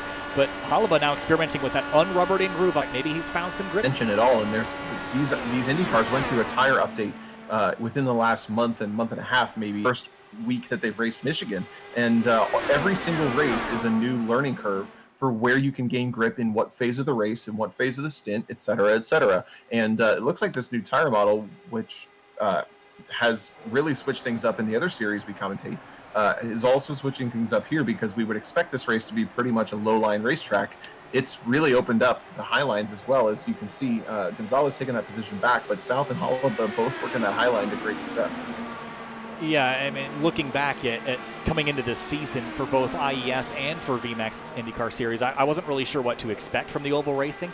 Last season with the IR18, the car honestly didn't race all that great on anything smaller than a 2-mile oval. This is looking similar to what I would expect for these cars, maybe just a bit more multi-groove, but especially at the smaller ovals, that's where the tire has made the biggest difference in terms of how the cars race. We went to Phoenix for IES, and I thought that was going to be a miserable race. It was spectacular. It was not easy to pass by any stretch, but it was a difficulty level that was able to be overcome by setup strategy, and that was something I wasn't expecting to see. So the tire has helped a lot as Matt Hollaba goes all the way to the safer barrier to try to get up alongside Doug South, not able to get there just yet. Gonzalez also tried to get through on Miller. He had followed Snyder through on the bottom of the racetrack across our finish line last lap, and unfortunately got a bunch of aero wash through the corner and had to kind of tuck back in. He had to lift off and back out of it, but Gonzalez has started to look a little bit racy. Look at this. We're almost single file formation neatly across the start finish line. Lap 119 of 156. By my mental math, 120 is when the pit window opens for this final fuel stint. If anybody pits right now, they'll make it to the end. Well, mental math, that's an A+ there, Tom. 36 laps from now, we're going to have basically the end of the last fuel run if you were to pit at this moment. We might see drivers run longer, as we predicted earlier. I think that's the strategy to pull, but maybe somebody deviates and pits now. Don't see anybody going for it just yet, but you can make it to the end from here with the worst possible fuel mileage, meaning if you were leading right now, you could pit and run the rest of the race out front and be good to the end. Drivers behind could save even more fuel. I think now it's about saving fuel, about having a shorter pit stop maybe, but you still got to take tires if you want to be competitive at the end. Yeah, it sure is. Whatever fuel you've saved in this stint is going to gain you a bunch of time on pit lane, and that's why I'm looking at Takuna, who's made a move on Halaba. He's gone through, and he's actually been able to watch both Halaba and South run high for the last maybe half dozen to 10 laps. And look at him, he's also doing it, which was really intriguing to me. He might have learned something from those guys, but if anything, I think this is the driver that probably came into this race with a little bit of plan to fuel save, and he's been running in 6th, kind of pretty much consensually hanging back there as far as I'm concerned. I wouldn't be surprised if everybody pushes this as absolutely late as possible, not only because it will give them the freshest tires at the end of the race, but it will also give them the smallest amount of fuel that they have to take, and it will also give them the largest opportunity for a full course caution to happen and pit under yellow. Well, also noticing that Doug South, having some internet problems, has to drop out of that lead pack as a distraction to other drivers. It's generally recommended that if you're having internet-related issues, you're going to have to drop out to avoid being that distraction. So that opens up Eric Gonzalez to Finian Takuna, but it did build a slight gap. It's half a second to the top 3. Now Takuna from 7th to 4th on this run and continuing to climb. And we're getting down to the last 30 or so laps, and now it's going to be go time. As soon as you make that final stop, it's a sprint to the end, and nobody's taking any prisoners. You see just how quickly that gap closes. Takuna was 7/10 back, and he's pretty much pulled that one in. There's our first of our final pit stops. It's going to be Andrew Mickey, who was involved. Well, that was awkward, but he'll get it back rolling. A lot of horsepower in these cars, Tom, and cold tire's not going to help. Well, yeah, and then once you break traction on the rear of these cars, they just don't want to hook back up. I've noticed that a lot. You get pretty comfortable because you think, oh, I can put my foot down, it's got plenty of grip, but the first time it slides, it's gone.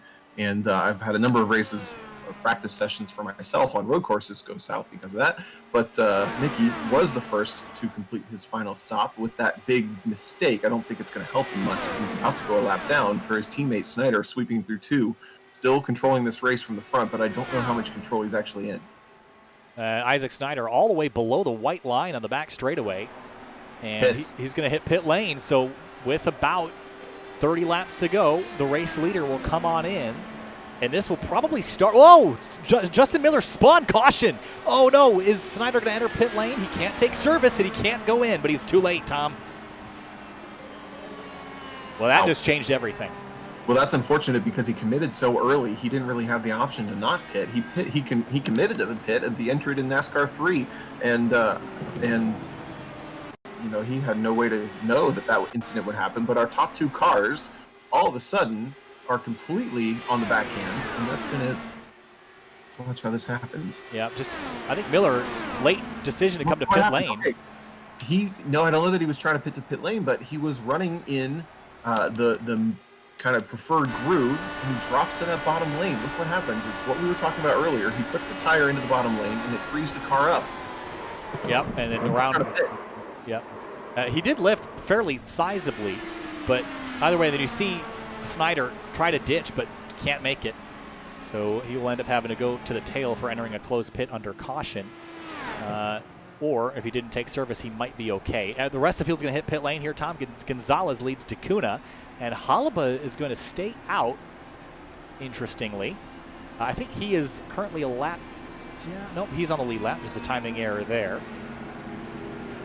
Or is he a lap down? No, he is. I think he has just made... Yes, he's just made a stop. So Halaba is done, but he's going to have to get the wave around here. So very confusing with the middle of the strategy here. Did we miss a pit stop for Halaba? Did he pit under green early on? I actually just remembered as we were observing the connection issues for South that Halaba's car was missing. Yes, so that means made a pit stop under green and will get a lap back, and he's now completely a factor in this race once again. Yeah, he did make a pit stop about 3 laps prior to the caution flag. So Matt Holliba is going to get the wave around, though, because he's stuck a lap down behind that pace car. So he's going to be at the rear of the field, but it should work out for him. Finney DeCuna will roll out behind Justin Miller. Doug South rolling again in the 54 car. Snyder, I'm not sure if he's actually picked up his service yet or not. It shows an 8.4 second stop, so I think he did indeed take service, and there will be him relinquishing all those spots due to having to go to the tail here. Tom entering the closed pit. Not a fun time when you know that you can't enter it, but it's too late to ditch. Well, we thought we could predict who was going to be a factor at the end of this one, but if anything, we've just been proven very, very wrong, because this thing has turned on its head. All of a sudden, Gonzalez, who has been one of the consistent factors, will be our top running of those cars. DeCuna will be second. South is still in there as well. Hopefully his connection issues are through, but this thing is just taking a very different shape, and I think both of us have probably just leaned forward in our chairs for the last 29 laps of this one. A little bit. I think it's going to get very scrappy, is how I'm going to describe this, because we're getting down to the point where there's not really an opportunity to make up ground if you lose it. So it's going to be everyone just vying for a spot in the top 3. I don't think anyone's going to be trying to get the lead necessarily. I think they're all going to be fighting for third. And this is basically what's going to happen, third or second. So on this restart, I expect to see this pack form, and I don't think it's going to dissipate until either the checkered flag falls or we have a couple cars wadded up in the safer barrier. My guess is going to be on number 2. A lot of racetrack, Tom, but everyone wants the same spot. Yeah, I definitely agree that a race for third, meaning when everybody wants to be in third, tends to end worse off than when everybody wants to be in first. You end up jockeying for that big position. The other thing I'm observing, I'm trying to figure out, there's a couple of cars that have that little pink fin down the spine of the engine cover. Just the Series D. Those two, it looks like. Oh, all of them have it. Never mind. I thought I was being cheeky again. You're starting to notice all the colors and trying to figure out what part of the clan they're from, what clan they're from, what group they're from. Pixelated for a minute, so I thought, oh, look at that. He's discovered something, a secret in the caves of IndyCar. I've unlocked the mystery. Decoding the Rosetta Stone of the Vmax IndyCar Series. All right, through 3 and 4, Gonzalez, Miller, South, DeCuna, Holliba, your top 5. Actually moves Snyder into 5th, Holliba down to 6th. Snyder just dropped internet. I don't know if he's going to join back in. He's still sort of there, popping in and out. Here we go, green flag back in the air from Michigan. The Brooklyn 500 down to the last 50 or so. And just because there's only 9 cars circulating doesn't mean that this thing isn't going to be close. This has been so close up at the front. Gonzalez zooms the lead over Miller. Miller in second place, then South and DeCuna. That are your top 4. Tessum is a lap down. That's the yellow car. Not a factor in this one. And then the other 4 cars that are a factor. Snyder making big moves over Holliba, Andrew Mickey, and then Hurley is still circulating as well. But they have a little bit of a problem trying to get around Sarah Tessum to get back towards this lead group. I'm not sure they're going to have enough time to actually get there with only 27 laps to go. No, not unless this front group starts fighting. They've sort of gotten separated, I think. Finney DeCuna to the bottom of Doug South. Eric Gonzalez, though, remember he led a handful of laps early, and by a handful I mean 51, almost a third of this race, and he has been sort of the dominant car if you look at the numbers. And he's back out front, and I think we're going to see a resurgence of what we saw in the first half of the race with Miller to the outside, Gonzalez to the middle, and I'll bet you we're going to replay that part of the race earlier, a little bit of rehashed content here for the end. Yeah, that's a big surprise considering what we've gone through since then, especially with that big sting from Miller, but he salvaged it and is all of a sudden battling for second. The question is, will Gonzalez try to fight for the bottom line a little bit harder? There's a big move. Miller tucks in, tries to get a slingshot around the outside. They're side by side coming up into turn 3. On the outside, Miller trying to find purchase with those front tires. Can't quite stay even as they come out of turn 4, but the run back to the line is the one that's going to count. Gonzalez leads the way, but here comes Miller. If this was the last lap, Gonzalez would have it by a half a car length over Justin Miller. So notes being taken also by Finney and DeCuna, who is dealing with Doug South, who will not get off of him like a leech right now. He's trying to rip that thing off so he can move back forward, but Doug South is not going to let him do that so easily. Ooh, that was a big wash up from South. He almost slammed the door into the front end of Dakuna, but they cleared each other just by a little bit. If you remember, the ratio is about 30 laps to 11 laps led for Miller on the high side, Gonzalez on the low side. Right now, across the start-finish line, Miller would be scored the lead. He's actually picked it up and closed the door on Gonzalez. They were single file across the start-finish line, and Gonzalez finally has to run the high line. He has almost no practice up here. Yeah, he spent most of the race. Whoa, that was really tight through 1 and 2. Only a foot between him at 215 miles an hour. The exit of turn 2, Gonzalez chases him down the racetrack, side by side for the race lead here. Getting down to it, and the gloves are coming off.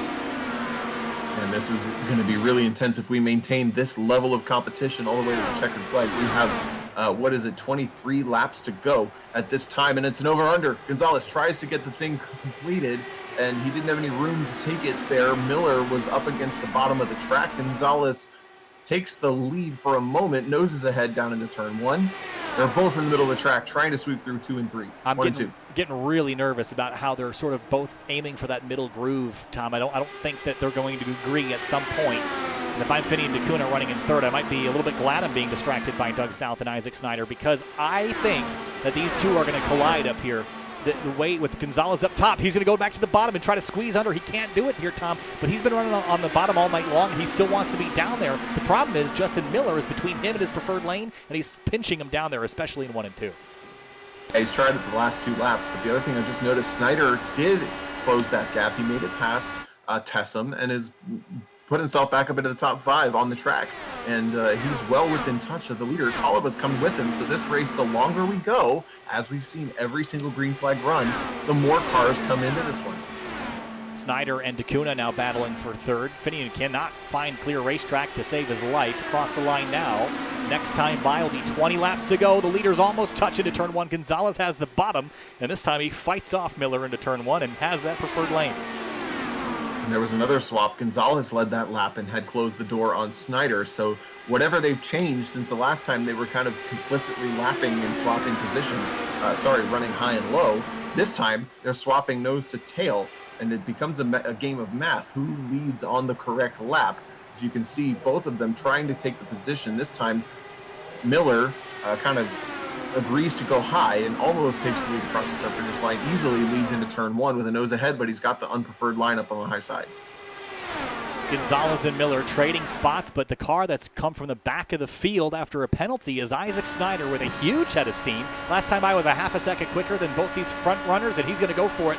Look to the driver's right. He might make this 3 wide in turn 3. Well, he's going to try. The car has been really fast to get him up here, but he's had a lot of draft to help him. I don't know that he's going to be able to maintain that pace, and once he's up here, he's going to hit a brick wall of air and not be able to pull away from this one. So it's going to be a 3-car scrap. And all the meanwhile, now it's 5. Holiba is back south within their distance as well. At the expense of Dakuna, he's dropped slightly out of the picture for now. Justin Miller hunts for the bottom. He's gotten there, snuck up underneath the lazy Gonzalez at the exit of turn 2, almost touching wheel-to-wheel into turn 3. That was a touch into turn 3. Well, you're right. This thing has the making of a very big accident if these guys don't calm down just a little bit. 19 laps to go. Hurley is coming as well, so this is closing in on a 7-car battle, but the top 4 are definitely a little bit broken away. Miller on the bottom, Gonzalez in the middle. Touch again. Up the racetrack, Gonzalez goes sailing. I think he's been getting a little bit egregious with pulling down on the side of Justin Miller, and I think that was an awakening that you can't keep doing that and expect to make it to the end of the race. Here comes Snyder to driver's right. He wants it back. Look at Gonzalez all the way on that yellow line. He found some speed. Oh, no, there they go. Miller spins. And to a stop on the front straightaway. We stay green, and one of the drivers that dominated this race will not get a chance to run for the win. Gonzalez goes back to the top spot. And then there were 3. Yeah, big surprise that we stay green, and that's a really unfortunate that that Miller, one of the big factors of this race, and I think probably one of the more consistent factors of this race. He was in the battle for the top 2 the entire time. Has been taken out by that small contact between himself and Snyder. Gonzalez inherits a nice little gift of the lead, but we're going to go 3 wide. Holiba on the high side. They're really close behind. 3 wide. Is this going to work? Snyder in the middle. No air on that car anywhere, but Gonzalez will take the lead away. Hollaba slots in for not for long. Up the outside, trying to go for second. Then Snyder slots through the middle. 3 wide again down the back straightaway. Finney and DeCuna watching from behind. This looks like we're going green flag at Indianapolis with the 3 wide start. I can't believe they're running 3 wide so easily. We've seen 2 wide all night, but 3 wide has not happened for the most part. Whoa, Snyder, a big snap. Goes high again. Hollaba tucks in behind Gonzalez. Gonzalez in the red, white, and blue. Snyder in the camo. And then Hollaba on the high side in the white and green. And can DeCuna find anything in the last 15 laps of this race? Is he being patient or is he maxed out? Oh, Gonzalez went up to cover Snyder. Couldn't do it. I thought Hollaba was going to go to the bottom. He chose the outside again. I think Hollaba feels comfortable up there. The problem is if those 2 bottom cars tangle, it's just going to be taken away by the tsunami of crashing race cars. So maybe that's not the safe place to be. Another touch on the front straightaway. Still 3 wide as they come across the line. I don't like that these drivers are making massive moves up and down the racetrack. You pointed it out very early that these cars have enough grip to do so, but those big moves are high risk. You can really collect somebody because you're not sure if you're clear. And those big moves, especially Hollaba, is getting really comfortable making big sweeps from the bottom to the top of the racetrack. You've got to be really careful with that, especially as now DeCuna closing in from behind. I think Finian is pretty good at staying conservative when he needs to be, and I don't know that he's going to make a move just yet, but I wouldn't count this car out. Well, think back to what we talked about earlier, survival and making it to the end. DeCuna is the only driver to finish in the top 5 3 times this season.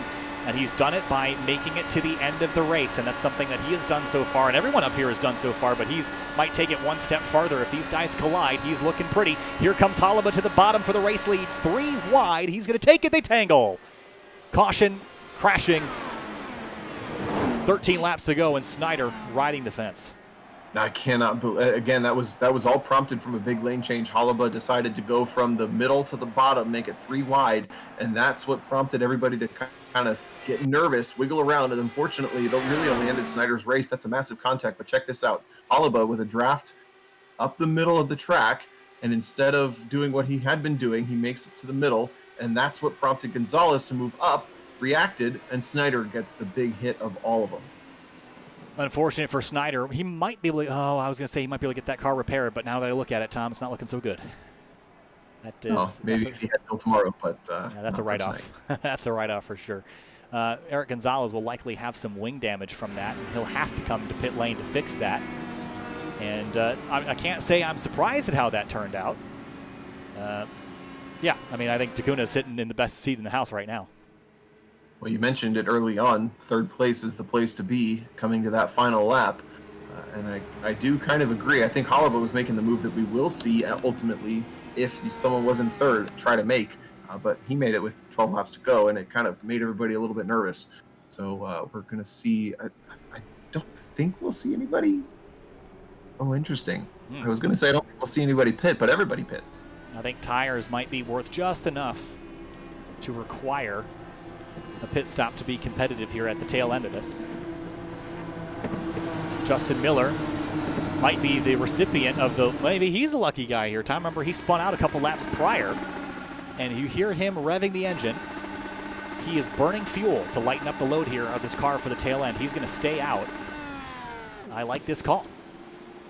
I do too. Yeah, he had nothing to lose, and I haven't seen any indication at any point tonight that tire wear is a massive issue. With 10 laps to go, he has been a consistent top runner. I think he was probably the guy that I was keeping my eye closest on, because whenever everybody else was rotating around, Justin Miller was the driver that was always in the battle for the top 2.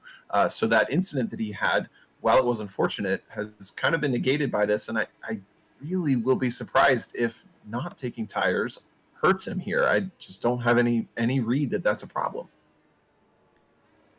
Well, I can tell you lap times are pretty much right on par with, even late in the run. I can't say that tire wear has, at least in terms of speed, has been a factor. Maybe it has been a factor from the feel that these drivers have in these cars, but we saw Gonzalez slipping and sliding around earlier on older tires, so maybe there's something there in terms of the feel, but it's not slowing you down. And if you can hang on to it and keep the car in one piece and go facing the right direction, It might just be better just to stay out and grab the track position. So Miller, Holaba, DeCuna are your top 3. Then Doug South and Mike Hurley jumping up inside the top 5. Then Gonzalez has the wing repaired on that car and will rejoin in 7th, maybe 8th, either in front of or behind Sarah Tessem here when everything cycles out. So Gonzalez will not be going down easy.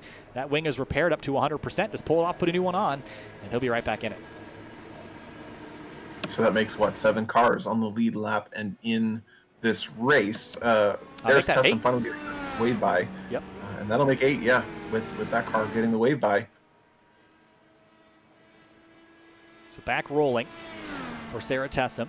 Been a challenging race for Sarah, as well as for drivers that probably should have had a better result in this. Mitch Welker is one of the ones that I'm thinking of. Look at the damage to that car, Tom. Led early in the race, 7 of the first 15 or 20 laps, then involved in a crash later. And that car is also going home on a truck and not probably inside of it. It's probably just throwing a tarp over it and dragging it back. Yeah, it's almost like it looks like it's falling apart more since it's been sitting there in pit lane. But this will be the driver to watch. It's like it's been vandalized. Miller, unfortunately, he's going to be the one poking the hole in the air for everybody else. But I don't think I would have picked this as my top 3 coming to the final restart. Holaba is a surprise to me. He's been very quiet for the rest of this race, and his teammate, semi-teammate anyway, with South is there in 4th, DeCuna 3rd, but Miller will be in So 9 laps to go. This race will be done in 5 minutes. Take your pick. Miller, Holaba, DeCuna. Is it one of those 3, Tom, or is it somebody else? I'm not confident enough in anything that could happen at this point. We've gone for so long and things have been shifted so many times. I do think that Miller has been the consistent performer of the night, and I think DeCuna has been the quiet performer of the night. I wouldn't be surprised to see either of them, but it could be anybody. Back in the air, green flag, 9 to go for Justin Miller. Can he go from a spin to a win? Matt Holaba behind, then DeCuna, South, and Hurley wrapping up the rest of the top 5. And my eyes are squarely on this 94.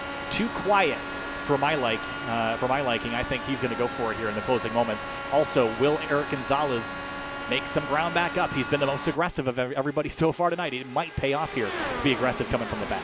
Well, he has sort of been the most aggressive, but you remember it was a massively aggressive move from this driver right here, Scott Holaba, who kind of caused, sort of, or prompted that last full course caution. I do think that this number 02 is going to make any move that he thinks is necessary to win this race.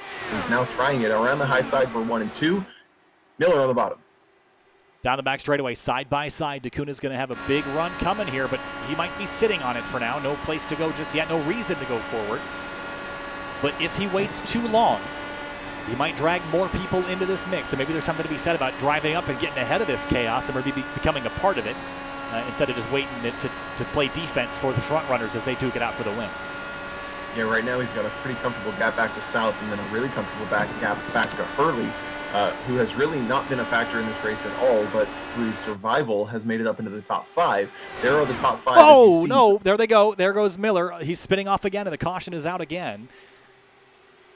Oh, I know contact. I wonder, did he do that on his own? I don't know if there was. Maybe it was. Yep, sure did. Oh, no, it was contact between himself and Holaba. They were very, very wishy-washy on where they wanted to be coming off of turn 2. Both of them kind of up and down the track. Holaba really pinching him down low. Yeah, I think Holaba... Right there. Yeah, I think Holaba might have swerved left just a touch. We'll go back and look at it here in slow motion to see if there's anything else we can gather from this, but coming off the corner, Holaba jukes to the right and then turns back left, and that's where the contact happens. It's the same thing I was talking about a little bit earlier. The drivers that are not consistent in the lane they choose are predictable in the lane they choose. And I think really the biggest offender of that has been Scott Holaba. 2 for 2 now on causing these cautions, in my opinion. You really have to be both consistent and predictable in where you want to place the car. And it's kind of unfortunate that it's affecting everybody around this driver. I keep calling him Scott. It's Matt. I'm very sorry about that as well. But you got to be predictable in where you want to be. And twice now, that has not been the case. So coming to 5 laps to go, and basically what this denotes is by the time we get our green flag, the next flag will end the race, whether it's checkers or wreckers. So again, Justin Miller has been fighting an uphill battle tonight. He's had all sorts of conflict No damage to that car really, so he should be able to put 4 fresh tires on that and be good to go. Now it's really up to the 02 and the 94. I think those are the 2 competitive drivers. Doug South hasn't been bad, but I just think the 94 and the 02 are a little bit better. I don't think the 32 or 86 have much to say about it. I think it's a possibility that Eric Gonzalez can drive back up through it, but we didn't see that on the previous restart, so no real reason to believe it could happen now. No, again, anybody outside of the top 5 really gets spread out, and both of them, with choosing to pit, they're going to be well further back in this field. So I do think it's going to be someone in the top 3, 4, maybe 5 on this restart. Everybody else is going to get too spread out with only maybe 2 laps to go. It's just not going to be enough time. Once again, tomorrow night, SCARS, Lazy Rocket, Super Trofeo, and Prototype Challenge, 8 p.m. Eastern, right here on SYM TV. And then next week, we'll kick things off on SYM TV on Tuesday with the Fuel Mission 22 Premier Series heading to the Charlotte Roval. Jumping curbs left and right for the first time this season with the NASCAR Xfinity Series cars. Then Wednesday, the Spec MX-5 Sim Racing Challenge and Esports Competition on Winding Road Magazine's YouTube channel. That will be happening at 8:30 p.m. Eastern at Sonoma, California. Then Thursday, we'll be back again for the Super Trofeo and Prototype Challenge. This time, the following week will be at Long Beach, which I'm sure will be a hoot to watch, especially in the Lambos. That's one of my favorite combinations in iRacing right now. So I think that'll be a really entertaining race. Also coming up in the next couple weeks, February 13th is the return of the Outsider Racing League from Daytona. It'll be myself and Finney and DeCuna, kind of a reuniting of sorts back in the SYM TV booth on Saturday in a couple weeks, so make sure you join us for that one. And also the Indy Elite Series returns with us on February 21st for their 4th round of the season from Texas Motor Speedway. All right. In a single file out again, Holliba, DeCuna, South, Hurley, Mickey, your top 5. That's Andrew Mickey in 5th. And we're going to have 3 laps to go. If we get a caution, race is over. If we race to the end, it goes green. Once we get the white flag, the caution will not come out. And we've seen this in the past at actually Michigan, where if the race goes to the white flag and we get to that white flag lap, then all hell breaks loose because there's no consequences, no cautions, no field freezing. Once the white flag comes out, whoever gets back to the stripe first wins, and typically that ends up being sort of a mess. That does make me wonder if there's any sort of tactic that you can employ at that point in the race to kind of either incite chaos or benefit from chaos potentially. You know, on the restarts, I think it's kind of the top 3 that benefit the best, and then maybe within 1 or 2 laps, 3rd and 4th will become a factor. But with it only being, you said 3 laps to go, we're going to come across and it's going to be 3 to go. Can you make a move that will potentially cause that to just end the race and be in a good spot when it ends? That's a NASCAR-style move right there. We saw that in Talladega in real life a couple of years ago. Kevin Harvick looking at you. As we come to the green flag, it'll be 3 laps, 6 miles left in the Vmax IndyCar Brooklyn 500. A great restart for Holliba. He fires off. DeCuna following. And now 6 miles left to determine the winner of this 500-kilometer race. And it's all a chess match now at 200 miles an hour. Not even 190, Tom. We're well over 200. And that big jump there made it only 2. 2 are only a factor on these first lap or 2 on the restart. Then it's going to become 3, 4, 5 cars involved. But the field gets pretty strung out with that big jump from Holliba, and that was a great restart for him to ensure that he will only have 1 car to deal with. And the question is, does DeCuna have the ability to shift from defense or conservation to offense? And throwing it in there when he needs to. He's got an opportunity. The door's open down into turn 1, and he takes it, goes to the low side. Oh, that might have been a fake because Holliba left it too open. That was too open for me, Tom. I think Holliba's playing games here and left the easy button open for Finney and DeCuna down the back straightaway. They should be able to do basically battle this out by themselves unless they tangle. Doug South and Mike Hurley are busy with each other. So next time by, white flag for Holliba and DeCuna. Finney is 2 miles away from picking up a Vmax IndyCar Series win. Can he do it? 2 miles left here, Tom. So he needs to conserve right now. If he goes for it, it's kind of a nail in the coffin. He goes to the high side. That's a smart move. No overlap. He will now have the opportunity for a slingshot down the back straightaway. And again, it's just these 2 cars in the slipstream right now. Here he comes, down the back straight. Holliba going defensive. DeCuna with a run. Can he do anything with it? Does he look high? Does he look low? He goes right. Turns 3 and 4. A quarter mile left. Dacuna trying to build a run on the outside. Can he cut down to the bottom? Checkered flag waving here at Michigan. Side by side of the line. Holaba is going to win it. The Brooklyn 500 goes to the 0-2. Dacuna short by 31 thousandths of a second.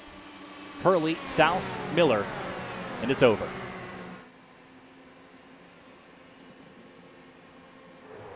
Holaba gets it done here, Tom. It was a long one tonight.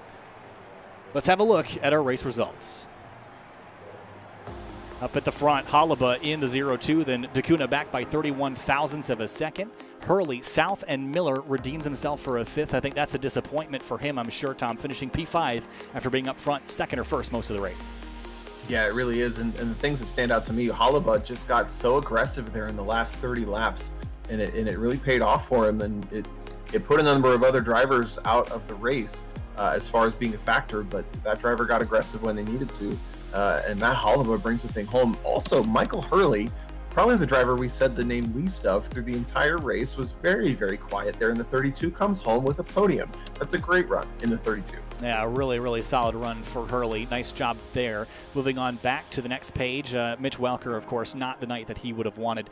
Was competitive early, led 7 laps in the early going. Christian Alesho also looked promising at the middle stage of the race, but ended up getting collected. Then Mickey, Evan Adams, Don Day, all with crash damage, and you can add the rest of that list as well. So a crash-filled evening, and a handful of drivers didn't get the result they wanted, but I think a handful also were surprised by their own result.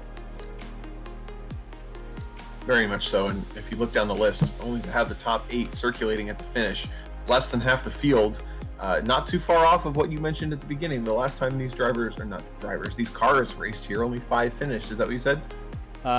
In real life, in 1980, yeah, right. Whatever it was, yes. Gotcha. So it's a very, very challenging track to come home, which probably makes it even more rewarding to do well at. Well, we've got Finney Dacuna standing by. We'll talk with him real quick before we turn him loose. Hey, Finney, in second place by 31 thousandths of a second. Almost had it. Strategy didn't quite play out for you. What would you have done differently to try to grab that win? I probably could have tried to pinch him a little bit harder, but it is so hard to take away the bottom. Even before the new tire model, it was really hard to beat the guy that was in the lead, just sticking to the bottom. But I probably could have pinched him a little bit more, but I don't want to race to Matt. That way we've been racing each other respectively all season long. But yeah, I mean, I think there's definitely a lot I need to learn, because I've had to take in everything I knew. I've been driving Indy cars since the iRacing since came out. I've had to take in pretty much everything I've known about this car and chuck it out the window to learn for the new tire model. So still a lot I need to learn. I was kind of fuddling around midfield for most races, but glad I at least got to get a second place finish in. Well, a strong result for you, Finney. Hey, congratulations. Just shy, but I think a victory is in your future. Good luck to you at the next event. We'll see you around. Hope so. Moving on now to our third place finisher, Mike Hurley in the number 31. Shy by 0.6 of a second, maybe distracted by Doug South there in the closing moments, Mike, but maybe things could have gone a little differently and you could have gotten second or first, but you got to be pretty happy with third. Quietly snuck your way inside the top 5. Oh yeah, I am totally happy sneaking in with the podium there. I was banking on letting much more caution free, so I was trying to save my car for that, and I kind of gave up track position as a result. But I'm definitely happy with where I ended up. Doug and I had a good little fight. We went back and forth the entire race, so I'm certainly happy with how that went. Well, the Beechcraft 32 finishes in third. Mike, hey, congratulations. A really strong result, keeping the nose on the car, keeping the car out of the fence. Strong run. We'll see you next time. Thanks again, man. Thank you. And finally, Matt Holaba, our race winner by 31 thousandths of a second. Got it done, played the strategy right in the closing moments. Matt, defensive on that last lap. Gave Finney the door open with 2 to go, and then managed to go out front and hold him off. Take us through those last 2 laps.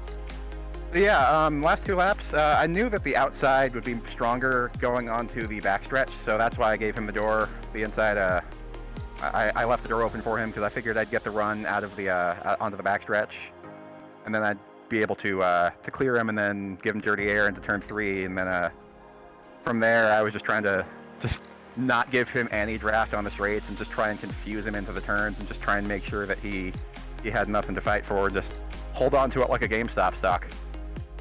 I love tying that in. Hey, Matt, you led 8 laps this race. It was 156. Was there urgency at any point in this race, or did you feel like it was sort of global MX-5s at Daytona, NASCAR at Talladega, waiting until those last couple laps to make a move? Was it that sort of strategy, or was it something you felt like you had to push the whole race?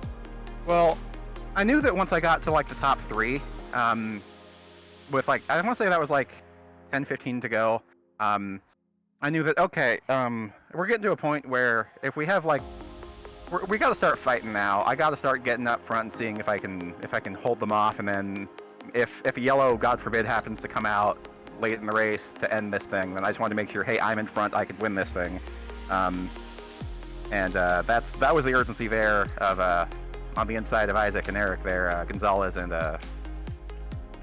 I forgot his last name. I am a terrible person. Isaac Snyder. Yeah, Snyder. Thank you. I'm like, oh my God. Yeah, so that was the purpose of that. I feel terrible for my teammate in Gonzalez there, by the way, on the in the middle, because I totally pulled like a Justin Haley there. I'm surprised that that Race Control let me keep that position. That's not something I should be saying in an interview, huh? Yeah, but overall, I was just trying to hold off Finian there. I don't know, does he still commentate with SYM TV? He will. He's taking a break for a little while, but he'll be back on Saturdays for ORL in a few weeks. I just know it's been a while. Your co-commentator is freaking fast on these things. And I knew that, and I knew I had to defend like crazy to keep him behind me on that final lap. Well, job well done, Matt. Hey, congratulations on a win. You had finished every lap this season. You can add another race to that column and a W as well. Congratulations, Matt. See you next time. Thank you very much. All right, Tom, final thoughts on Michigan. Definitely a high attrition race. We sort of picked it from the beginning to be a survival round, maybe more so than we thought, but all things said and done, some interesting slicing and dicing action, and kind of gets me interested for when the Indy Elite Series comes here, what that race will look like and how it will look different with an open setup versus a fixed. Well, it was a race that we came into saying that, qualifying doesn't matter all that much, running in the front doesn't matter all that much, and I think in the later stages, we were lured into a false sense of picking favorites, and in the end, it was a driver we didn't necessarily expect that came out on top, which makes it even more exciting. It was a ton of fun to watch, and I totally agree. Can't wait to watch it again. SCRS Super Trofeo and Prototype Challenge tomorrow at 8. We'll see you here on SYM TV. I'm Kyle Heyer with Tom O'Gorman. We'll see you next time.